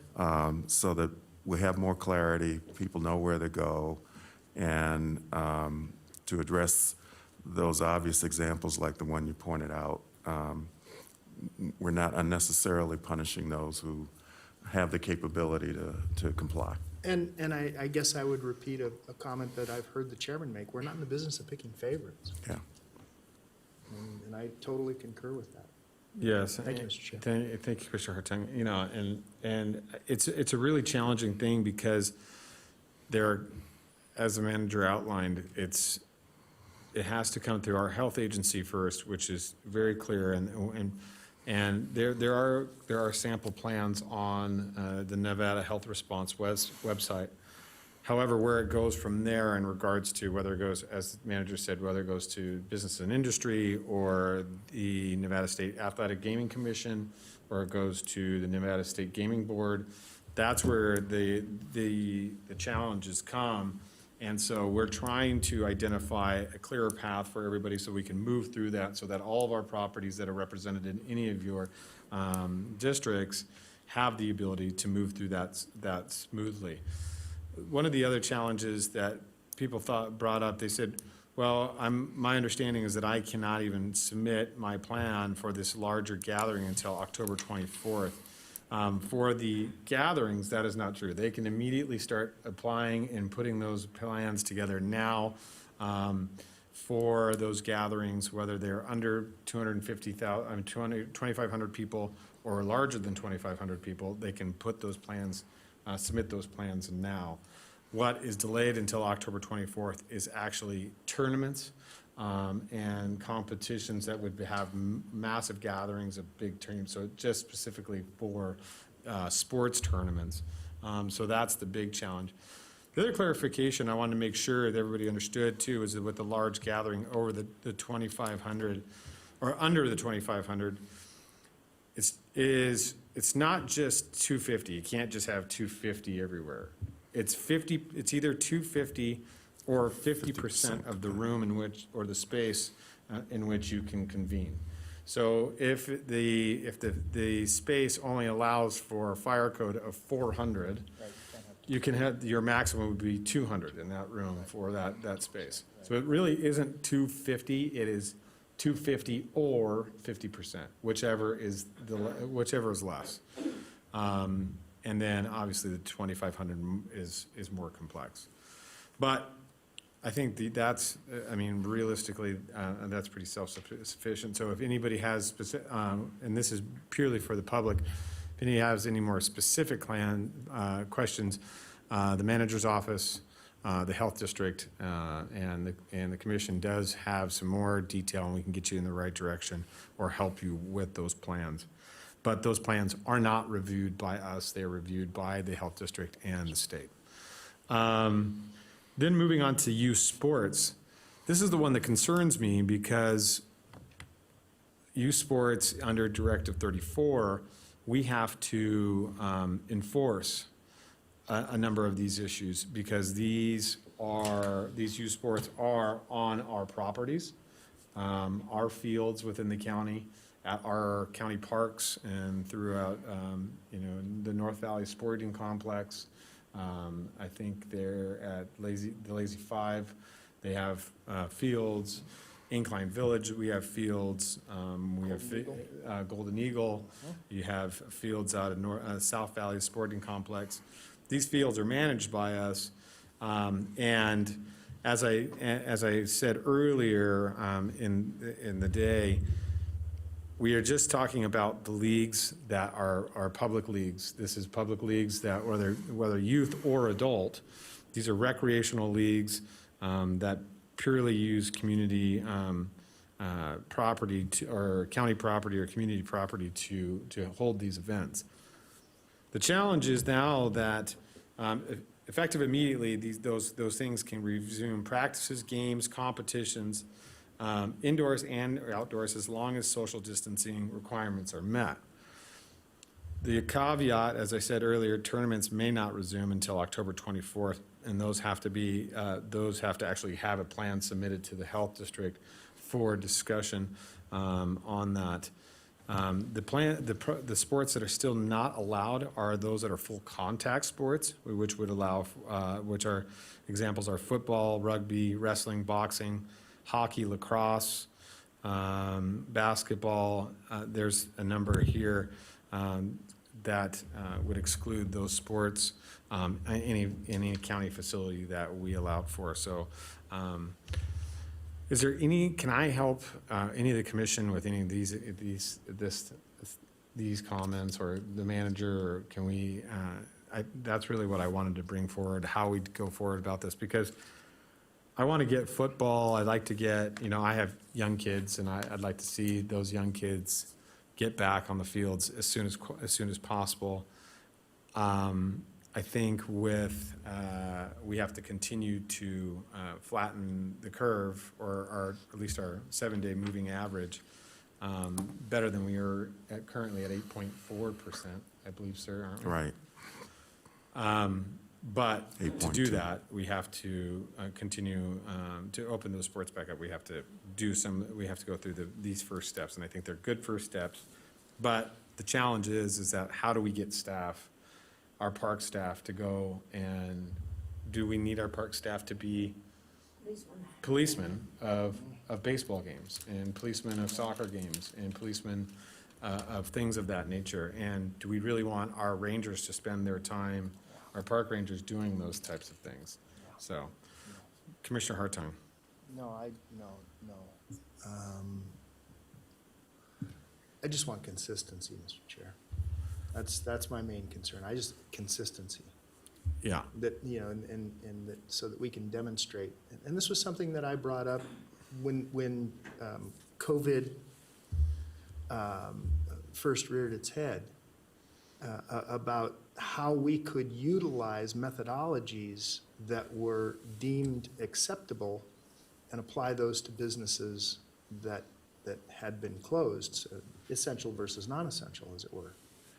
And I never liked the way that it was set up. I always wanted to have a risk assessment, low, medium, low to moderate, low to moderate, moderate to high, and then high based on, direct patient or client contact.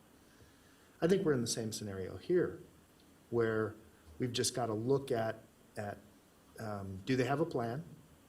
Is it a reasonable plan? How does it get policed? Who becomes the officiant, so to speak, to make sure that these kinds of things happen? What's the penalty? And I think all of that needs to be laid out, and the health district has been charged thus far with these things. We've been taken out of the loop. We really have been. We've not. I mean, you've had an opportunity to serve on the LEAP, but we've really, the commission itself has not been able to make some of these decisions. I just want to see consistency for all the citizens, easy to understand. Yeah. Occam's razor, the simplest answer tends to be the correct one. True story. All right. Thank you, Commissioner Hartung. Madam Vice Chair, I have you send in. Thank you, Mr. Chair. I think Commissioner Hartung brings up a good question. What is the penalty for not complying? And who gets to issue that penalty? I mean, I understand that we are at the at essentially the whim of the governor and the information the governor gets, because we're not allowed to do anything more aggressive. We can do anything less aggressive, let's put it that way. We can do something more aggressive. We can say, no, we're not going to allow it at all because we think our numbers aren't right. But we can't say, well, we've decided that schools have to open also. I mean, we don't have that authority. That's up to the whims of the governor's team. But how do we enforce this? And what's the penalty if somebody doesn't comply? I'm not concerned about our gaming. I'm not concerned about the Aces baseball stadium, and I know that they've been with the state health officer and also our county health officer, and they've walked through and shown everything they're going to do. So I think both of those are probably not areas we need to worry about. But what about youth sports playing in our parks? Yeah, and I don't know what the answer. I don't know what the answer is, and that's why I wanted to bring it to the board, because I think it's overwhelming how that could be a discretionary decision by a park ranger. We're putting them in an awkward place to enforce some of these things. You have coaches out there that say, well, I'm not gonna abide by that. I'm not gonna do that. Or find it so overly restrictive that they're taking, for example, there are a lot of travel teams for sports here, whether it's travel volleyball or travel baseball or whatever, that are traveling out of the state because they're saying, oh, well, it's just too restrictive here, we're going on somewhere else. So, and as I pointed out earlier, we're seeing spikes in that 18 to 24. What I don't want to see is spikes in the younger ages for those kids that are doing travel ball. Because look, this is not just a plea to get sports back for kids. This is a plea for our entire community, because we are in a unique position, and I don't want to call it between a rock and a hard spot, but if we don't flatten our 7-day running average, it impacts our businesses. It impacts the ability for us to reopen businesses and increase from 50% to more for, whether those are gyms or casinos or restaurants or whatever. But our numbers are directly infected by the entire population. So if kids can't go and effectively play sports here within their community, they're going to go somewhere else. And if they go somewhere else, they run a different risk of contracting the disease and bring it back. And we have, as we've seen currently in the numbers are showing that the 18 to 24-year-olds are 5 to 7 times higher than any other average group. And the next highest is that 10 to 18-year-old group. So these are discussions that are important, because we do have to play some role. We've got to give them some direction, and I think the direction that's been provided is sound, but some of it is a little bit overreaching. And how do we go about putting restrictions on it? And these are the conversations that the manager and I have had a number of times. How do we go about it? So that's why we wanted to bring it to the board in regards to that more robust discussion, because it does have a massive impact. Commissioner Herman, I have you signed in next. Thank you, Mr. Chair. I am really frustrated with all this. I think we've got to start weaning ourselves off of this somehow, because we're spending all our time and all our money when we are stealing the people's choice of freedom. We're stealing their place of work from them. We are destroying our economy. And we've got to think of something lighter than what we're talking about today. I mean, we're spending so much time trying to manage all these different little areas. I think we forget that we are still in America, and there's some people that want to go to work. Their place of work is no longer there. I have spent almost all-day meeting on Friday with Nevada Works, and it was all the experts on jobs and all this sort of thing.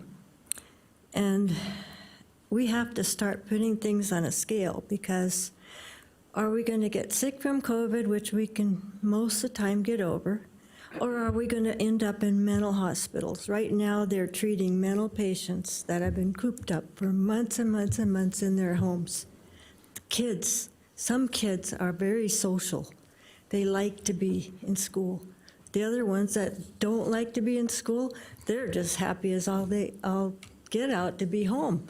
But that, everybody's different. So the problems we're getting into are massive. Massive. We got to start thinking about our future. And, well, this little paper, Northern Nevada Business Weekly, I just happened to pick it up off my desk. I don't know why, because it's from April. But anyhow, it was talking back in April about the COVID crisis, making moves now. Think positive. A ghost town, tourist-reliant businesses in historic Virginia City fighting to stay afloat. Well, there's a whole bunch of businesses that are gone forever. Forever. Our tax base. I agree, and I think it's frustrating to me as well, Commissioner, that we find ourselves in a position where we have to pick winners and losers. And that's unfair to any of the public, because you're right. It is our free right, our freedom to choose to pick a business, to go to work and try to do those things. However, I think the impacts of closing COVID down and doing these things have been more impactful to the mental health of our community, the business community than, and so where do we find that? But we don't have that authority. Unfortunately, this is an opportunity for us to plead either with the state, the health district, that there are massive ramifications out of a siloed thought process that could have impacts.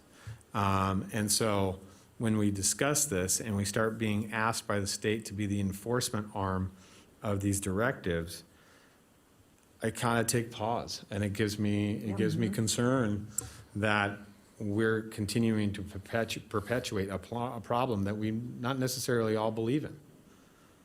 And it's frustrating to me. And if you look at the numbers, we have 500,000 people that live here. Currently, we have active cases of 1,200. If you do the math on that, it's less than 1%. That's less than 0.2% of 1%. Very small number. Mm-hmm. And then hospitalization. It was always about hospitalization. Do we have enough availability for hospitalization? Can we make sure that people are safe? But I think we're getting so overwhelmingly with testing and whatnot till we flatten this. And so the LEAP committee, in my opinion, I think that from my understanding, the LEAP committee has, for the most part, been dissolved. We haven't had really meetings or conversations. It's been one-off discussions. Most of that has now been handled by the COVID task force, which is headed by Chairman Cage. And we do have representation through NACO on that, but it's very, as you said, there's got to be some equity in this and some consistency. And we're failing to see that. And it's frustrating to me because I don't have answers for all my constituents and businesses that need that guidance. And I don't know where to go from here, but it is massively impacted. So this is just another point of that. We want youth sports and we want kids to play and for the mental health of those individuals, but at the same time, do we want to continue to, as you pointed out, Commissioner Herman, spend money to enforce something we didn't necessarily feel is right and equitable for our community? That's a discussion. So that's really what I wanted to bring forward. It's a tough discussion for us to have. I don't want to make enemies with the state. I think we've tried to have a really good working relationship. At this point, I disagree on a lot of their directives and where they're at. And I don't think it should be allowed that we're continuing to say one sport versus another can operate or not. So, Commissioner Hartung, I have you signed in again. Thank you, Mr. Chair, and I agree. Again, we're picking winners of what one can do versus another. So my question is have we approached the facilitators of youth sports, the leagues themselves, to present plans on how they would handle these issues, how it might be policed, what they would do, the requirements, and et cetera? From my understanding, each, either youth or adult sports, some of them have submitted plans to us. For example, Little League of Northern Nevada has, I'm Richard J. with Great Basin Soccer has submitted plans, and theirs were approved. Others are confused about where to go, and I think Manager Brown talked about that today. And so we're going to try to provide some clarity for those club teams and those traveling teams to get some information. But no, I don't know if it's been readily available. Do we have the ability to assist them in crafting a plan? Yes, limited capacity, Commissioner, but yeah, we could do that. Okay. But I want to remind you, it's only been, help me, Chair, No, it's not maybe even a been week a week and a week, since 10 this- days. Right. So what I would share with all of you, with all the commissioners, is this is a helpful discussion because we're making it as we go. And I do sense that there is an opportunity here in the north to develop the future as we want it in these areas, but because we're at a point now where youth sports is a good example, we probably should be convening. I was asking the chair earlier about the makeup of the youth sports organizations here, because we probably should be convening them and saying, well, look, if you want to do whatever it is you want to do, here's the template that we would suggest you use, so they're not all making it up, and Exactly. it makes it easier for us to review and that kind of thing. There's no reason to reinvent the wheel for each one of them. So I'm on board with that, but just recognize this is a matter of days that we've even been given the ability to have those conversations, because up until now, there was some unforeseen place that they had to have those conversations. I will continue to quietly push for, because I understand, I think, where this body, what the board wants to see. I don't know how long it'll take us to get there, but I do sense that they're listening. And I do sense that the health district is more flexible. I would point out to you that the SB4 implementation, which requires now the health district as of this week to do inspections of casinos and resorts, and they have to do room inspections, that is a huge lift that is providing an additional burden on them, if you will. And along with the active number of cases that the chair talked about, that we have to do contact tracing and all the basic things. So we are collectively thinking about, we meaning the jurisdictions, Reno, Sparks, the health district, and the county, are there other manpower resources we can use to review these plans, for instance, so that it's done in a timely manner, it's done consistently, and that kind of thing. If we dump it all on the health district, my fear is it won't get done in a timely basis. They need to participate in it, but I'm not sure they need to have the lead. Those are the things we're working through. As far as enforcement, you should know that our incident management team, which is still around, stood up an enforcement branch last week. I think Alex Woodley from Reno is the chair of that group. They are working with BNI and Gaming and Control and others to try to make sure we understand what do the checklists look like for approval of plans in these various areas, so that we are being consistent. We're hearing from restaurants and bars, for instance, that there may be a business and industry or an OSHA inspector visits them. They're looking for maybe different things than what our enforcement folks are looking for, and it can be confusing to them. Well, was that an OSHA inspector? Was that was it a BNI? What was it? Those are the things that we're trying to work through. Again, we're creating it as we go. So your feedback is valuable. We'll keep working at it. For me, again, it goes back to consistency. We've heard about the bars that couldn't have gaming devices that were, pinball machines and et cetera, yet bars could open. It's just inconsistent, and that's the frustration. And the community has huge amounts of frustration. There are businesses that we could have kept open all along by using consistent guidelines and consistent methodologies. And I don't think that we would have seen a spike, again, just by deeming a policy and taking a policy into play and utilizing it properly. I think that the template idea, Mr. Manager, is a wonderful idea, because I think that there are many consistencies that can be found from one sport to the next. And I don't know, if parents are uncomfortable with it, then they can keep their kids out of sports also. So there's always that option. And it would be completely understandable. I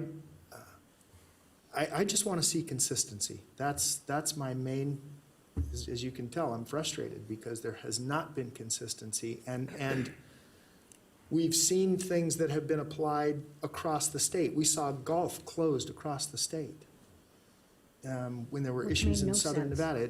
It made no sense. There was just, it just doesn't make any sense to me. Mr. Chair, Madam Vice Chair. additionally, I think consistency, and Commissioner Hartung is absolutely right on, and I agree with the manager's idea on putting a template together, because I think that would help all of us. But I also think that there's much of this that needs to be county by county directed rather than statewide. What's happening in Washoe County and what's happening in Ely are vastly different. And so, that is one area that I really would like to see us try and get movement from the governor's team, is that we need to be able to direct our own selves to some extent. We get blamed for it. So if we're getting blamed for it, as you know, I mean, our constituents contact us and they're unhappy with us, and we might as well be able to address it. As it sits right now, so much of this is out of our control, and that is a problem for our constituents who want us, elected us to do something for them. Just talking about gaming properties have to have their bedrooms inspected to make sure they're cleaning right. Nobody's inspecting SDR bedrooms. And nobody, how about the local neighborhood motel? How often is it getting inspected? Those are things that are true inconsistencies. We have visitors coming who may stay in a condo, may not be staying in a hotel. Are we assuring that those visitors are protected in those scenarios? And the answer is no, we're not. We're doing nothing. And that's just wrong. So. So Commissioner, I'm going to go to Commissioner Jung really quick. She had something to chime in. I absolutely agree with you. And the other issue with the SB4 issue of the inspection. So if we're taking staff from the health department to inspect these properties, and we're moving those individuals to go really look as much as they can, it leaves less staff at the health district to review any of these plans that are submitted, whether it's for a gathering or, and so, like you said, consistency is a massive issue here.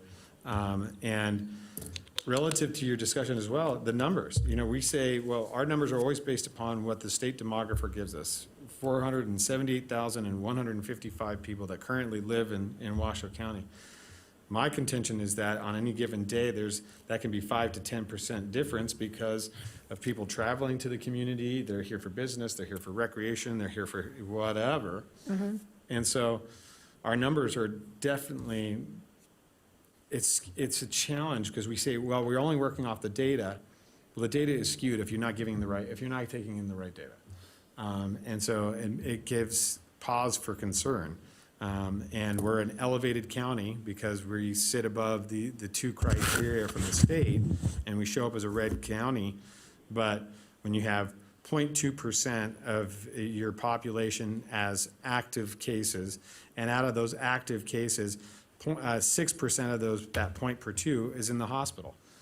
It's like finding a needle in a haystack, in my opinion, but that's just my opinion.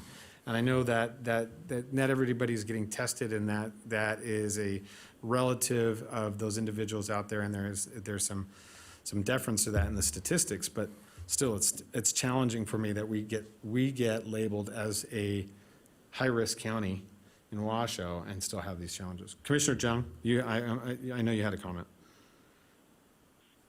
Yeah, I mean, I understand and I hear all your frustration, but I don't believe now is the time to abandon data. It needs to be consistent. I hear that loud and clear, and it needs to be also simple.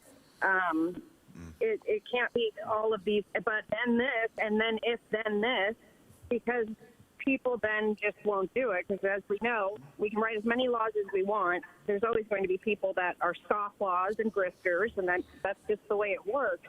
But I would be very careful about getting a little bit too complacent, because we, as noted, UNR really did. NPMCC blew us up, and that's still active and virulent right now. And while I understand everybody's frustration and risk you want to take for your own personal liberties, you also have to be careful that I have a personal liberty too, to not be killed by this. So I think we're getting a little off the rails. And if we have this much concern about how much power we don't have from the state, which is completely written out in the NRS, we should have our elected officials who represent us at the state, our assembly people and our senators, in active conversation. And I would hope that is what's going on, because those are the ones that we actually say, please, may I do this? We don't have any authority. So to pretend like we do is a disservice also to all the constituents, because it's a false illusion of what we actually can or cannot do. But I agree with the overall frustration. I have it too. It needs to be consistent across our jurisdictions. I have said from the beginning that the STRs in Incline Village were a nightmare, because we were the only county around the lake that didn't have even policy about STRs, so therefore couldn't even close STRs, because according to the county, they don't exist for us. So there's much of, we can be Monday morning quarterbacking, but I think we need to deal with what is going on the ground today. Let's get it under control. And in terms of people moving in and out of here, I know more people in our circles as electeds that have traveled out of state that I know that have come into state. So they do flux, but they go both ways too. So that, I think that also could be considered a wash. I haven't looked at all the data, but I do know the data specific to here. And to think that somebody who's young who gets it is also unable to die from it or get a bunch of other people sick, we know the data that says that is absolutely wrong. So I appreciate that, and I do trust that the managers will come with some sort of working solution, and that we continue to lobby that we are a very different county than Clark County, hands down. There's no argument there.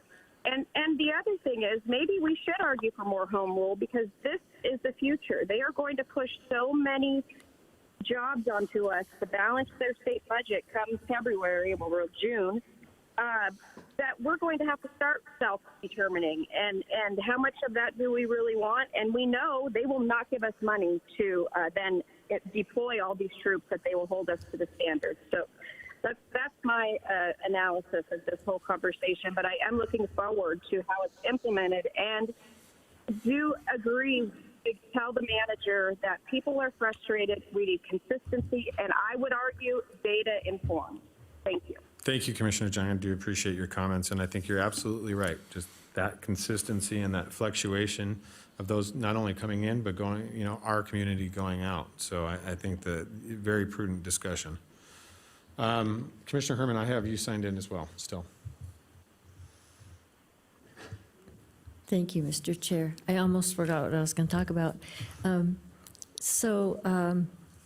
I was a little girl, I think I mentioned this before. I'm going to go back to the beginning of all this.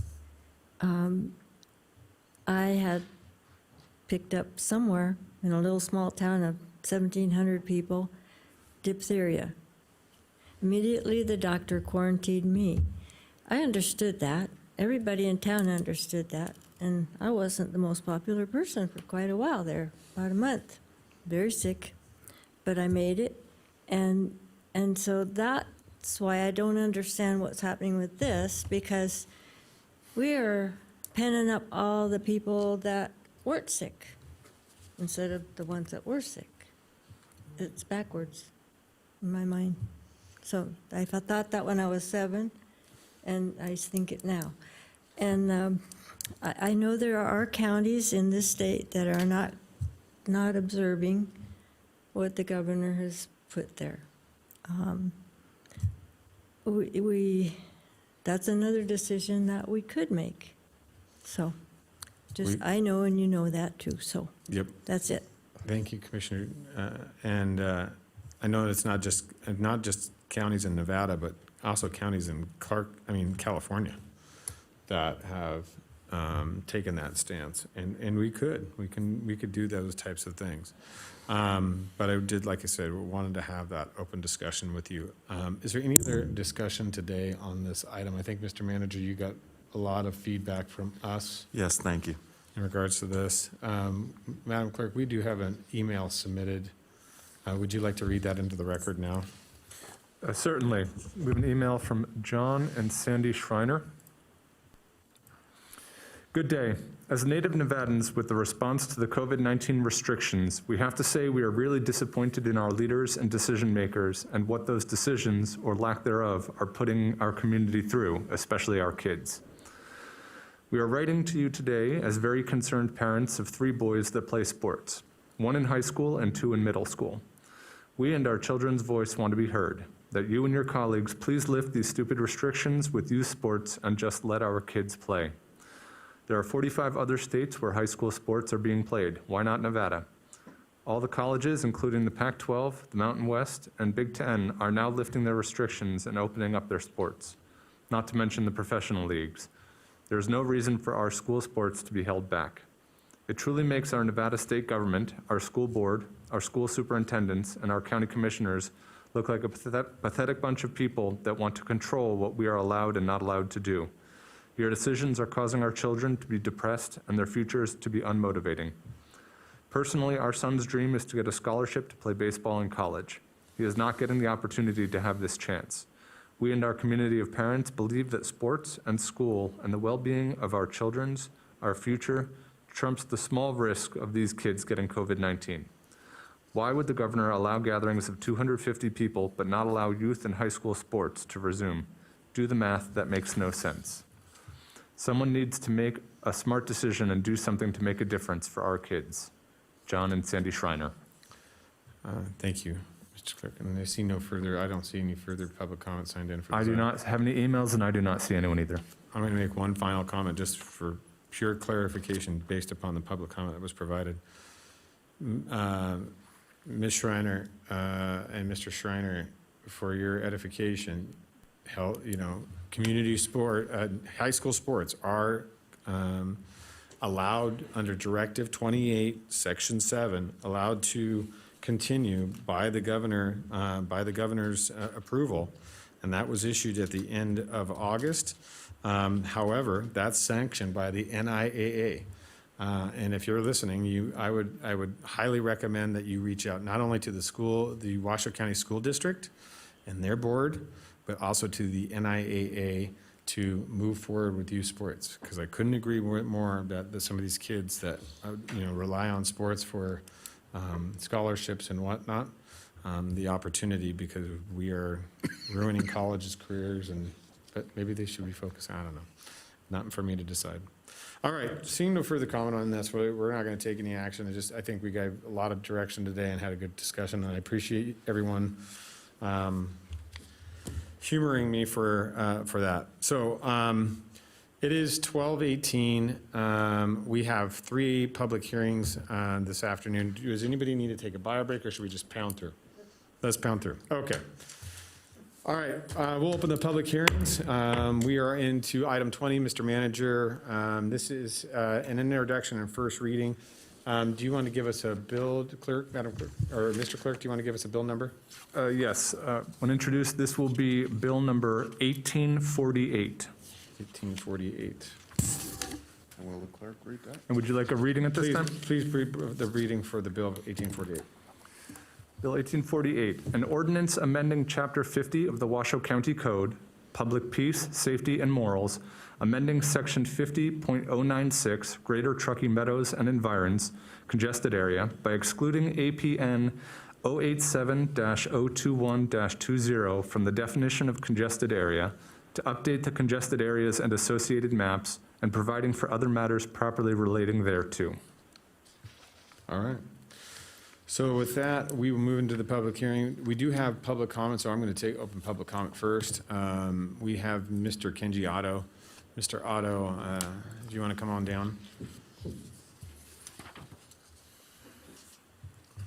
Mr. Otto, you've got 3 minutes. Thank you. That's yours. I'd like to say thank you for item 19 and how much you all showed your care about this county and the situation on the COVID.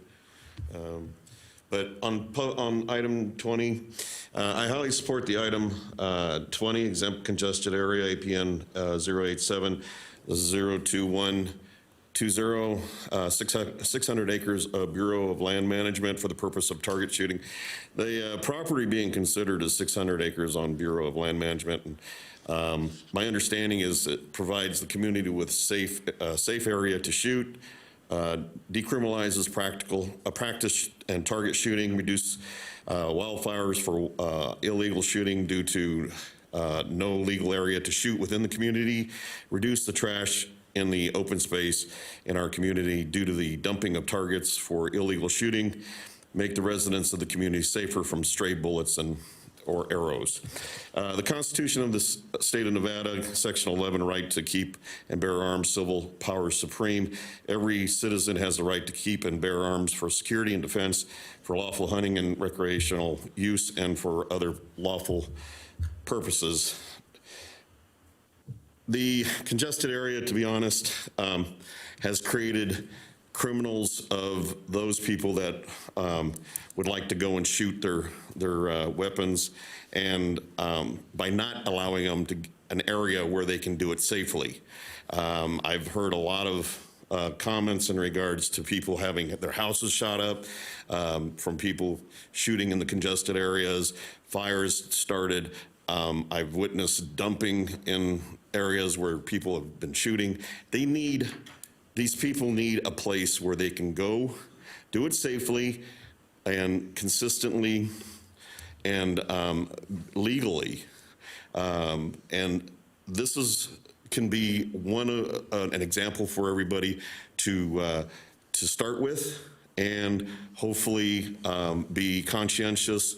I know that people with firearms are very conscientious. They go through safety classes, and they do, and they're required to do many, many things by the state and by the federal government and by the local government. So give them a chance, give them their area to be able to shoot in. The area that you're speaking of has a small area that can be used for safe shooting, and with the community support and cooperation, they can do it well and consistently and self-regulate. Thank you. Thank you, Mr. Otto. Mr. Clerk, we have an email submitted for public comment. Could you please read that into the... Certainly. The email is from Mr. Arthur Donovan. I highly support item number 20, October 13th, 2020, exempt congested area APN 087-021-200, 600 acres on Bureau of Land Management for the purpose of target shooting. It is my understanding on October 13th, 2020, at the Board of County Commissioners meeting, Commissioners will be considering item 20, which will exempt a portion of unincorporated Washoe County from the firearm boundary. The property being considered is 600 acres on Bureau of Land Management land, APN 087-021-20. Excerpt from property ordinance, summary, an ordinance excluding APN 087-021-20 from the definition of congested areas in the Greater Truckee Meadows and Environs, congested area, APN 087-021-20 at Washoe County Code 50.096. accepting APN 087-021-20, further described as a portion of Section 14, Township 21 North, Range 18 East, being the northeast 1/4, the southeast 1/4, the southwest 1/4, the northeast 1/4 of the northwest 1/4, the southeast 1/4 of the northwest 1/4, and the southwest 1/4 of the northwest 1/4, all of Section 14, Township 21 North, Range 18 East, MD, B&M. My understanding of the purpose of this exemption is to, 1, provide the community with a safe area to shoot, 2, decriminalize practice target shooting, 3, reduce wildfires from illegal shooting due to no legal area to shoot within the community, 4, reduce the trash in the open space in our community due to the dumping of targets for illegal shooting, 5, make the residents of the community safer from stray bullets or arrows. Thank you for considering my petition. Arthur A. Donovan. All right, seeing no further, is there anybody on Zoom? Seeing nobody on Zoom, we'll bring it back to the commission for discussion. We do have Assistant County Manager Dave Solero on Zoom for any questions that the commission may have. Currently, I have a couple of discussion items on this. Mr. Solero, if you can hear me. We did, back in July, approve to initiate the proceedings to amend Chapter 50 at the request of Commissioner Herman to start moving forward to allow to evaluate some of these parcels. But why specifically are we doing a bill and potentially an ordinance change to 50 for just one specific APN? Why not have it be more inclusive of all available APNs within Washoe County that could potentially be available areas for shooting? Mr. Chair, for the record, this is Dave Solero, Assistant County Manager. This parcel was actually specifically brought to staff from Commissioner Herman, I believe at the request of some of the constituents in the North Valleys, for us to essentially take out of the congested area so that we can have negotiations with the BLM on appropriate location within this parcel for recreational shooting. We did not take a look at the entire congested shooting boundary for other parcels. I believe it was let me verify here, 2016, we updated the entire congested shooting area boundary. As you'll recall, that was due to shooting conflicts on Peavine. Between shooting and recreation, other types of recreation. And so when we looked at all of the boundary at that time, we included parcels that were going to be constructed upon in the future, utilizing the maps provided by the Truckee Meadows Regional Planning Agency. Mm-hmm. So we included this parcel in the congested shooting boundary at that time due to housing development to the south and a potential housing development to the north. But to answer your question directly, this was considered just as one parcel at the request of Commissioner Herman and constituents in the North Valleys. Okay, and so answer me this, Mr. Solero. I pulled this up on the Washoe Regional Mapping system that we have on the GIS. This parcel has a number of issues, in my opinion. It currently has residential construction to the due east, all along the border of that parcel. To the south, the parcels directly to the south have been identified in a tentative map and will be built on in the near future. To the west, there is also a tentative map for Woodland Hills LLC that's already in motion. And I believe the parcel to the north is also an in development contract. So on all four sides, we have residential area. Then, based upon our congested shooting discussion, and I want people to be very clear. I'm a marksman. I shoot my rifle a lot. I like to shoot my handguns and I have shotguns, and I'm looking forward to teaching my son the safe matters of shooting.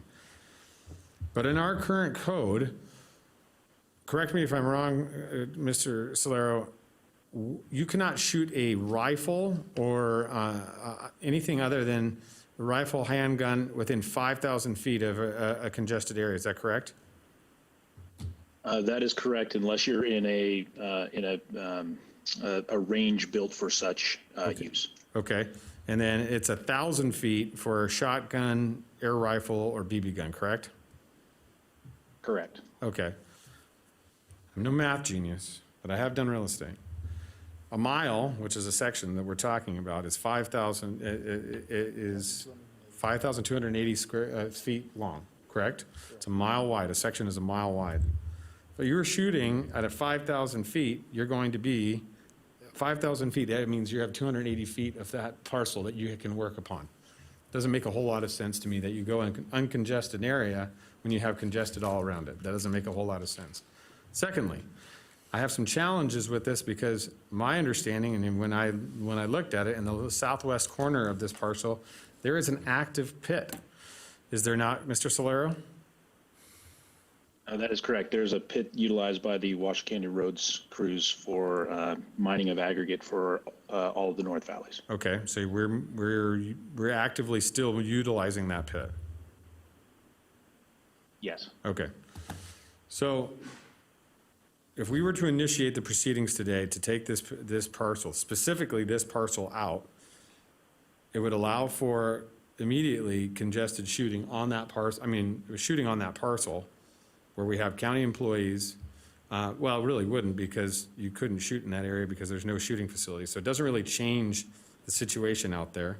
And then in addition to that, we'd have to figure out a way to build a facility out there and put the money towards that could eventually be surrounded by residential. And so I don't know if there's a whole lot of individuals that would like that. That's just my opinion.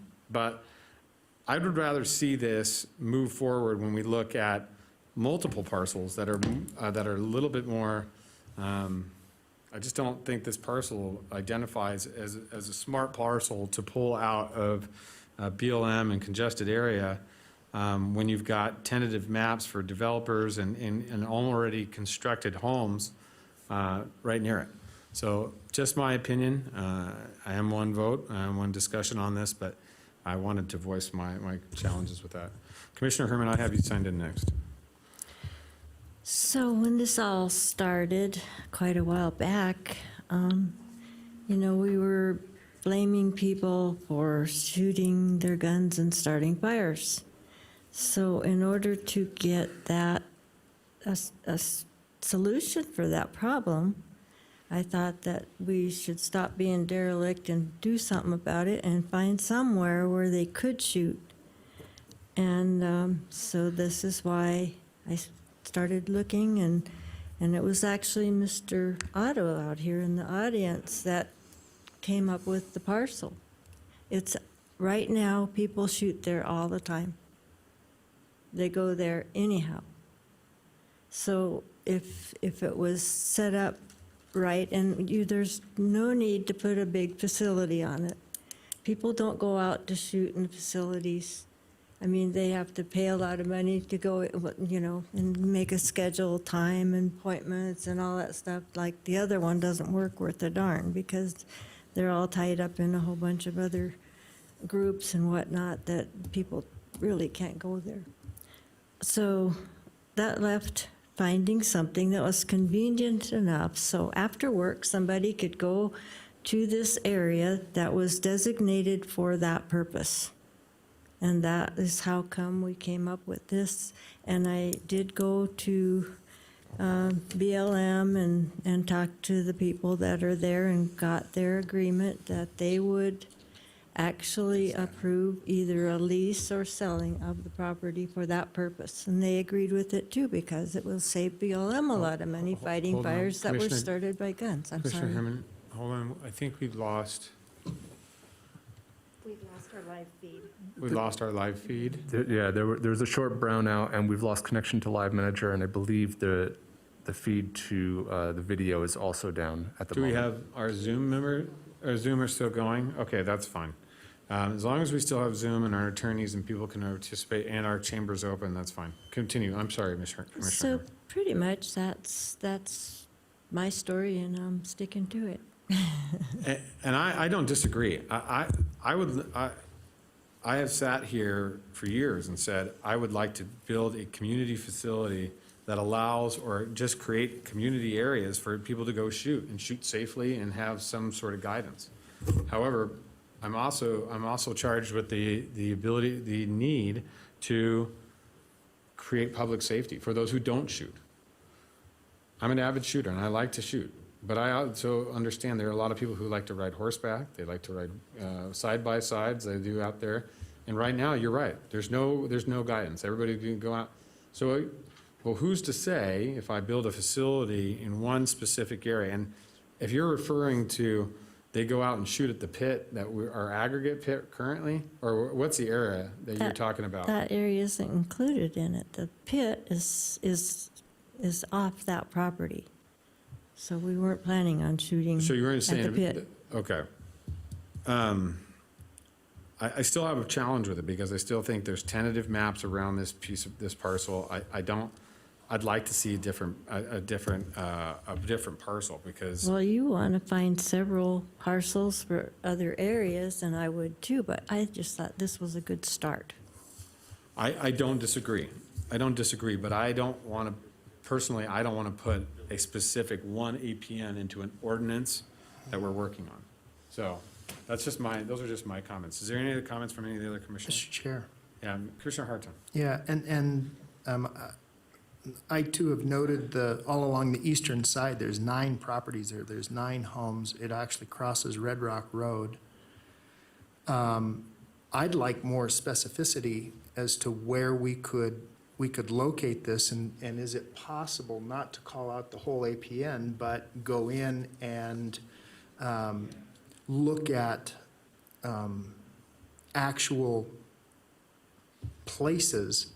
Maybe there's 100 acres, or 120 acres, 340-acre parcels where this could occur. I don't know. I'm just questioning. Sorry.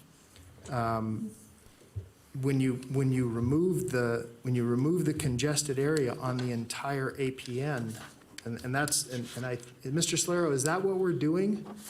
It's the entire APN, because I know that there's been legal descriptions, but that appears to be the entire APN.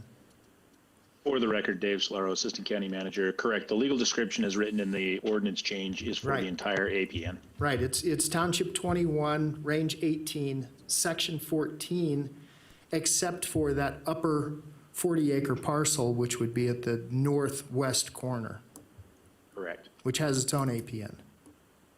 Yes. Okay. Has the sheriff chimed in? I had a brief discussion with the sheriff yesterday. As Manager Brown noted, he was traveling today and couldn't be with us. He has concerns about enforcement and didn't realize that this was coming in front of the commission today and has challenges with it and does not support this change. Well, I like you, I'm supportive of trying to find additional places. I mean, there's just no question that there's a need, and I don't know why is the entire APN being called out, Mr. Solero? Is that a requirement of BLM and NDOW, who would be partners in this? For the record, Dave Solero, Assistant County Manager, and maybe I could ask Commissioner Herman for a little of assistance here. Commissioner Herman was in contact with the BLM, but it was my understanding that before the BLM would talk with us related to appropriate location on that parcel, we needed to make sure that it was not encumbered by congested shooting. That was my understanding going into this, and that's why the entire parcel has been called out for this action. Do we have that in email from John Raby?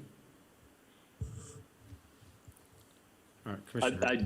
I do have an email chain on this, from Bureau of Land Management. Okay, Commissioner Herman? When a parcel something's going to happen with a parcel in real estate or in anything, you would have to subdivide the parcel in order to just transfer one piece of it out. So to leave a buffer around the edges when you plan out your shooting areas was, made sense. There's going to be, plenty of room there to put something like that on. It's the shooting range out at Palomino Valley. The actual shooting area doesn't take the whole thing. They've figured it out, engineered it so that you shoot it in certain areas, you shoot certain directions, and it's all planned out. Yeah, But I agree with to you. transfer the parcel out of congested area, you needed to transfer the whole parcel. Yeah. Yeah, the Pyramid Highway Range is the same. It's located on, the Pyramid Range constitutes 103 acres. Is the actual range, is 103 acres between all the shooting lanes, the actual facility, That's right. the parking area, whatnot. The full is 100 acres. And from my understanding, what you're trying to do is something smaller than that, but that's just a little bit, not as robust, and like we don't have to go build buildings, but just a safer area. Or what, I guess my question is, what are we trying to achieve here? Are you trying to build a brand-new facility out there? Nobody wants to build a big facility. We don't need a big facility. We just need areas where people can go and shoot. Okay. And they can be protected by a berm or whatever, shooting through a berm. Yeah, Commissioner John. Yeah, I can't move on any issues the sheriff's not going to endorse, because as we were complaining about earlier about having enforcement responsibility but no money, how is the sheriff going to enforce this now? And he's saying he's against it. And I also don't believe in creating laws because people are breaking laws and we're not making them follow the law, and then we turn it into what they have basically turned the use into that. So I'm very much not in favor of this, precisely because I don't even know what kind of neighborhood notification was done.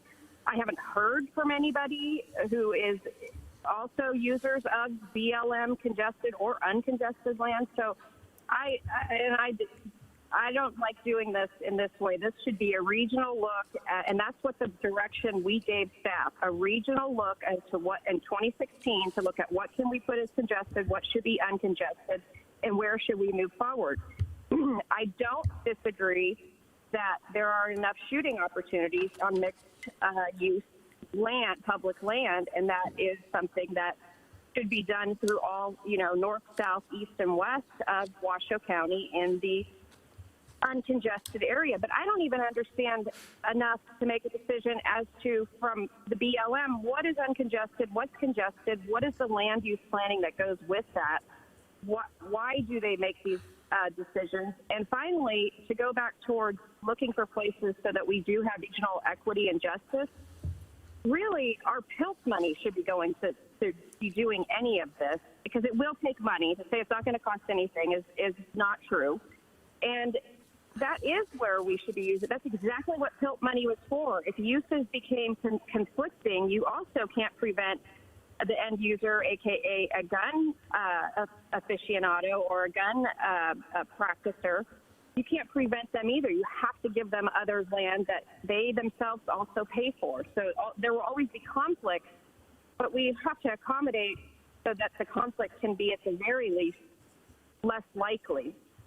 So I'm not in support of this with this specificity, and also not looking globally as to where we shall put these. I do understand Commissioner Herman's urgency, but most importantly, I need to know what the neighbors out there feel about this. I've gotten exactly 2 emails. They were in support, but that is not that whole community over there, that new use that is lawful that we would sanction. So I need more community input. Thank you, Mr. Chairman. Thank you, Commissioner John. I feel the same way. I don't have, and my concerns are, if we uncongest this, build or allow for shooting there and put a shooting area, this commission, this board, in just the recent years has approved tentative maps for the southern border. We have people that reside on the eastern border. We've approved, there's not only tentative maps, but there is current construction and building permits for Woodland Village pulled. There's residential on all sides of this. And if you're not going to have guidance out there, and we're not going to have somebody out there, and so anybody can just go shoot out there, who's going to, I agree, I mean, it doesn't make any sense. And if the sheriff can't enforce it, we got to find a different, and I'm all for it. I want to find a cool shooting area. I would like to go find a nice place to sight in my rifle and feel safe and comfortable that I'm not going to shoot somebody else or shoot across the road or shoot somebody that's out recreating. I'd like to have that. They have it in Clark County.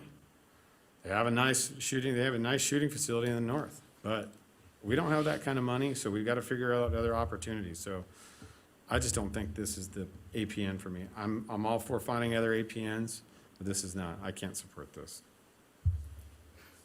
Okay. Commissioner Herman, do you have some comments still? I just see the same thing going on then. We're going to have more fires and we're going to be putting people in jail, and it doesn't make any sense at all to me. Okay. Okay. So at this time, Do you know how hard it is to find a parcel like that? yes, I do. That's convenient? Yes, I do. Well, we won't have it in our county if we don't start doing something about it. All right. At this time, looking for direction. Madam Vice Chair. Thank you, Mr. Chair. You know, I normally am really in favor of these kinds of things. I am concerned that the sheriff was concerned and he's not here to talk about it. So perhaps, could we pull it until the sheriff can be here to have a discussion? Would that be a workable solution if we did that? It's fine with me. We can continue this item, but it is a public hearing, so it would have to be renoticed. But we could do that.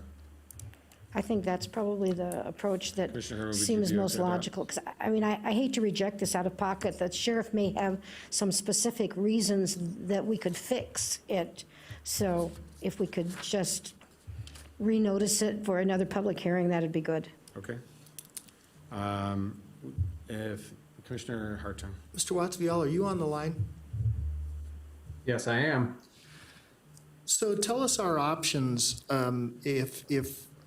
What if the county took this parcel as a piece of open space? We went to the BLM, much like we did Golden Eagle Park, and Sparks took that over. What if we went to the BLM and said, look, we're going to take this over, and then we could, in effect, create a range there, because it would be our parcel to do with, and then we could identify that area that identify the area that we would remove the congested shooting requirements?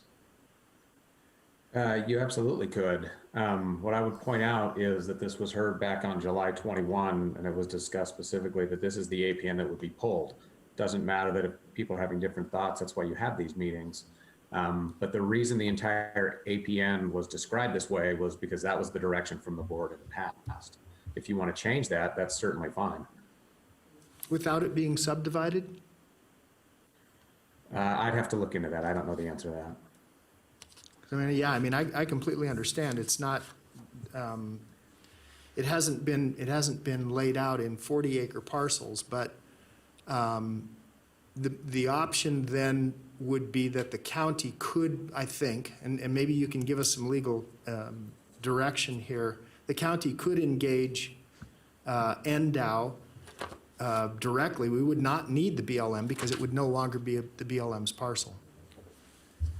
Well, if you want to look at different options, I think one of the things that you can do is you could direct staff, maybe not in a formal manner, but because we have this on topic right now, we're talking about this particular parcel and the options available to it. If you want to direct staff to return with other options, you guys have discussed many different ideas today, and I think staff could do that. Okay. And Mr. Chairman, I mean, this is something that It happened in Spanish Springs many years ago. 33 years ago, when I moved into Spanish Springs, there were 2 active gun ranges there. There was the Lazy Five Gun Club, which was a trap club. And then just to the north, where now the Centex development, which is actually in the city of Sparks, there was the police range there. They closed the police range because bullets literally were found in a wall of a home in Desert Springs. And that's why that police range was closed down. And they were able to track it back to the trajectory, back to that police range. There's no question there's a need. I mean, there's absolutely no question, but we just need to make sure that we contemplate this correctly. My fear is that if we just remove the congested shooting area, and we've got, I believe, I was kind of looking on an email that was sent. There's 9 parcels directly that abut the east that have homes on them right now, today. So that's a question. And again, it crosses Red Rock Road, which means you could legally stop and shoot from Red Rock Road. Well, no, you can't. That's by state law, you can't do that. But anyways, I think that the vice chair has a good, and I think a workable solution. Commissioner Jung, you had a question for legal. Yes, I want to know what the noticing requirements are for this and if they were followed, and what can we do to do further noticing? Sure. So the noticing requirements for a first reading are really just subject to the agenda. We have these under public hearings, but the first reading is not a public hearing. It's the second reading that is a public hearing under the NRS. So the notice that was provided was just that on the agenda. I think what you're asking more specifically is what notice may have been provided out into the neighborhoods or people in the area. And that's obviously something that if the commission felt that needed to happen, then they could potentially provide direction to staff to that effect. Well, I don't want to consider it until I've heard from the neighbors that live out there. Okay. Well, I think at this time, I mean, who knows? They might want it. Here's the deal. Maybe the neighbors love it, want it, and say, yes, let's do this. And maybe this is also a brilliant plan for less conflict on Peavine, which we have changed many times, and Commissioner Herman and I have given lots of money towards to try to prevent that. But I just want to hear all the other end users too before we start monkeying around, changing and uses and purposes, whether or not people are doing that now or not. And if they are doing that now, that's the sheriff's job to go arrest them if they're shooting in a congested area. So I have lots of questions, but mostly I want to know what people in Washoe County, who that land belongs to all of us, think about, and most specifically the neighbors out there. Thank you. all right. At this time, Commissioner Herman, are you okay with us continuing this until the sheriff can participate? Sure. And we can do another first reading at a later time and date. As legal pointed out, the only noticing we would have to do for a first reading is just the agenda, so it wouldn't have to go out, but it would give us ample time. We could direct staff, and actually what I will ask staff to do is to absolutely reach out to parcel owners on all corners of the parcel to get feedback from this. So I would direct staff to do that before we move forward. So we'll continue. So we'll just continue this item and bring this back at a later time and date. And so we'll close that. We are on to item 21. This is an introduction and first reading of an ordinance for NRS. So, Mr. Clerk, do you have a bill number for us? Yes, because the last item was not actually introduced, we're going to use that number. So this would be bill number 1848. And do you want to read it into the record for us, please? Certainly. An ordinance pursuant to Nevada Revised Statutes 278, 278.0201 through 278.0207, adopting a development agreement between 1, Washoe County, and 2, Spanish Springs Associates Limited Partnership for Harris Ranch, a residential subdivision originally approved in 2016, TM 16-007, to extend the recording of the first final map from November 1, 2020 to November 1, 2022. The approved subdivision is a 610-lot, single-family residential common open space subdivision as authorized in Article 408 of the Washoe County Development Code. The location is southeast of Pyramid Highway and Alamosa Drive in Spanish Springs and is comprised of 3 parcels that total approximately 610.34 acres. The parcels are located within the Spanish Springs Area Plan. The property is located within the Spanish Springs Citizen Advisory Board boundaries and within Washoe County Commission District Number 4. APNs 534-600-01, 534-600-02, and 076-290-44. Okay. And so with that, we do need to make a change on the record. The staff report and the agenda was published with different APNs than are reflected. Do we have Julie Olander? Are you Ms. Olander? Are you on Zoom with us?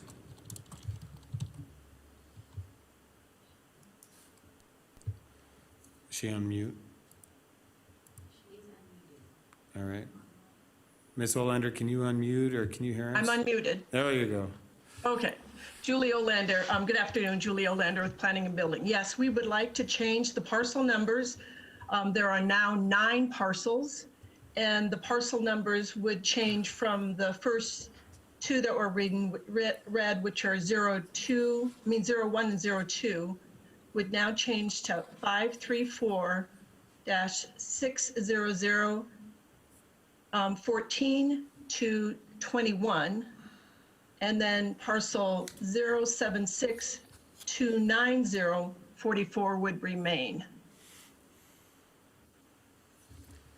Okay, that wasn't really clear. That wasn't as clear from me, but Commissioner Hartung. Yeah, so Ms. Olander, I know that what we're doing in this, I mean, this has actually been on the books much longer than 2016, the intent. This land use has been out there, gosh, since the early 2000s, long before any of us. I know that they're combining these parcels, the 534-600-01 and the 534-600-02.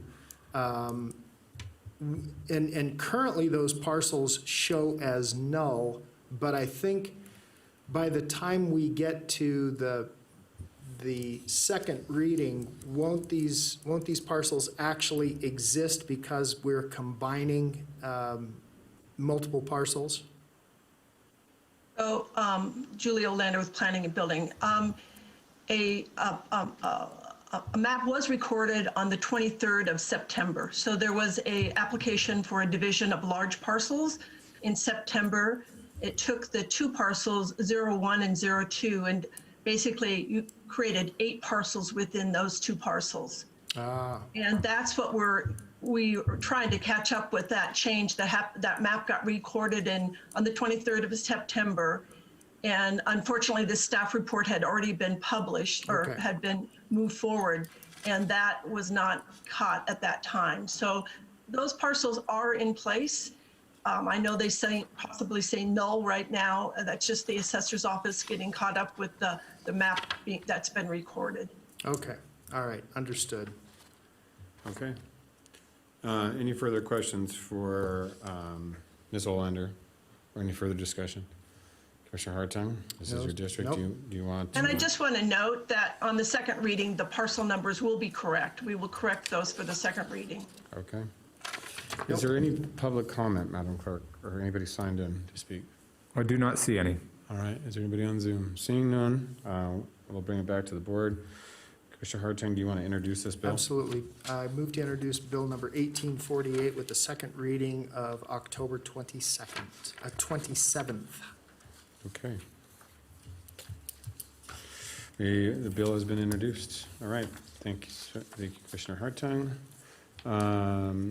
I am on to item 22. My computer is acting up here.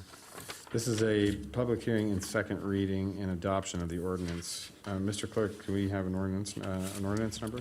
Sure. This, if approved, this would be ordinance 1658. 1658. Okay. All right. Would you like a reading? Please, can you give me our second reading? An ordinance amending the Washoe County Code at Chapter 110, Development Code, Article 406, Building Placement Standards, to add a new section addressing industrial zoned properties adjacent to residentially zoned property. New standards shall pertain to any uses within an industrial regulatory zone that are adjacent to residential regulatory zone parcels, with specific requirements concerning setbacks, screening elements, lighting, and loading and service areas. Proposed changes include, but are not limited to, an additional 50-foot setback required for any industrial use that is adjacent to residentially zoned property, 8-foot high screening element required along the property lines that are adjacent to residentially zoned property, limits of 25 feet on the height of lighting standards that are more than 100 feet from the shared property line of any residentially zoned property, and setback requirements for loading and service areas for parcels of 1 acre or more when adjacent to residentially zoned properties, and other matters necessarily connected therewith and pertaining to. And this was introduced as Bill number 1846. All right, thank you very much. Any discussion on this? Seeing none from the commissioners. Mr. Chair. Hold on, Mr. Clerk, do we have any public comment? We do not have anyone signed in. Okay, seeing no public comment, we'll bring it back to the board. Commissioner Hartung. Yes, this is long overdue. It really does increase those setbacks that were far too tight. I would move to adopt ordinance number 1648, amending the Washoe County Code at Chapter 110, Article 406, Building and Placement Standards, to add a new section, Section 110.406.12, Industrial Standards for Residential Adjacency, which will require specific requirements concerning setbacks, screening elements, lighting and loading and service areas for industrial regulatory zone parcels that are adjacent to residential regulatory zone parcels, and other matters necessarily connected therewith and pertaining thereto, to affirm the four findings of fact the Washoe County Planning Commission made on August 4th, 2020, as recorded with resolution number 20-17 and attached in the staff report of this item. All right, I have a motion. Do I have a second? Second. I have a motion from Commissioner Hartung, second from Commissioner Herman. No further public comment. I will call for the vote. All those in favor signify by saying aye. Aye. Aye. All those opposed, motion carries unanimously with Commissioner Jung voting telephonically. Please affirm your votes. All right. That concludes it. We are done with our public hearings. Mr. Manager, we are on to item 23. Item 23 is public comment. Comment heard under this item will be limited to 3 minutes per person and may pertain to matters both on and off the commission agenda. Commission will also hear public comment during individual action items with comment limited to 3 minutes per person. Comments are to be made to the commission as a whole. All right. We have one public comment, Mr. Kenji Otto. Mr. Otto.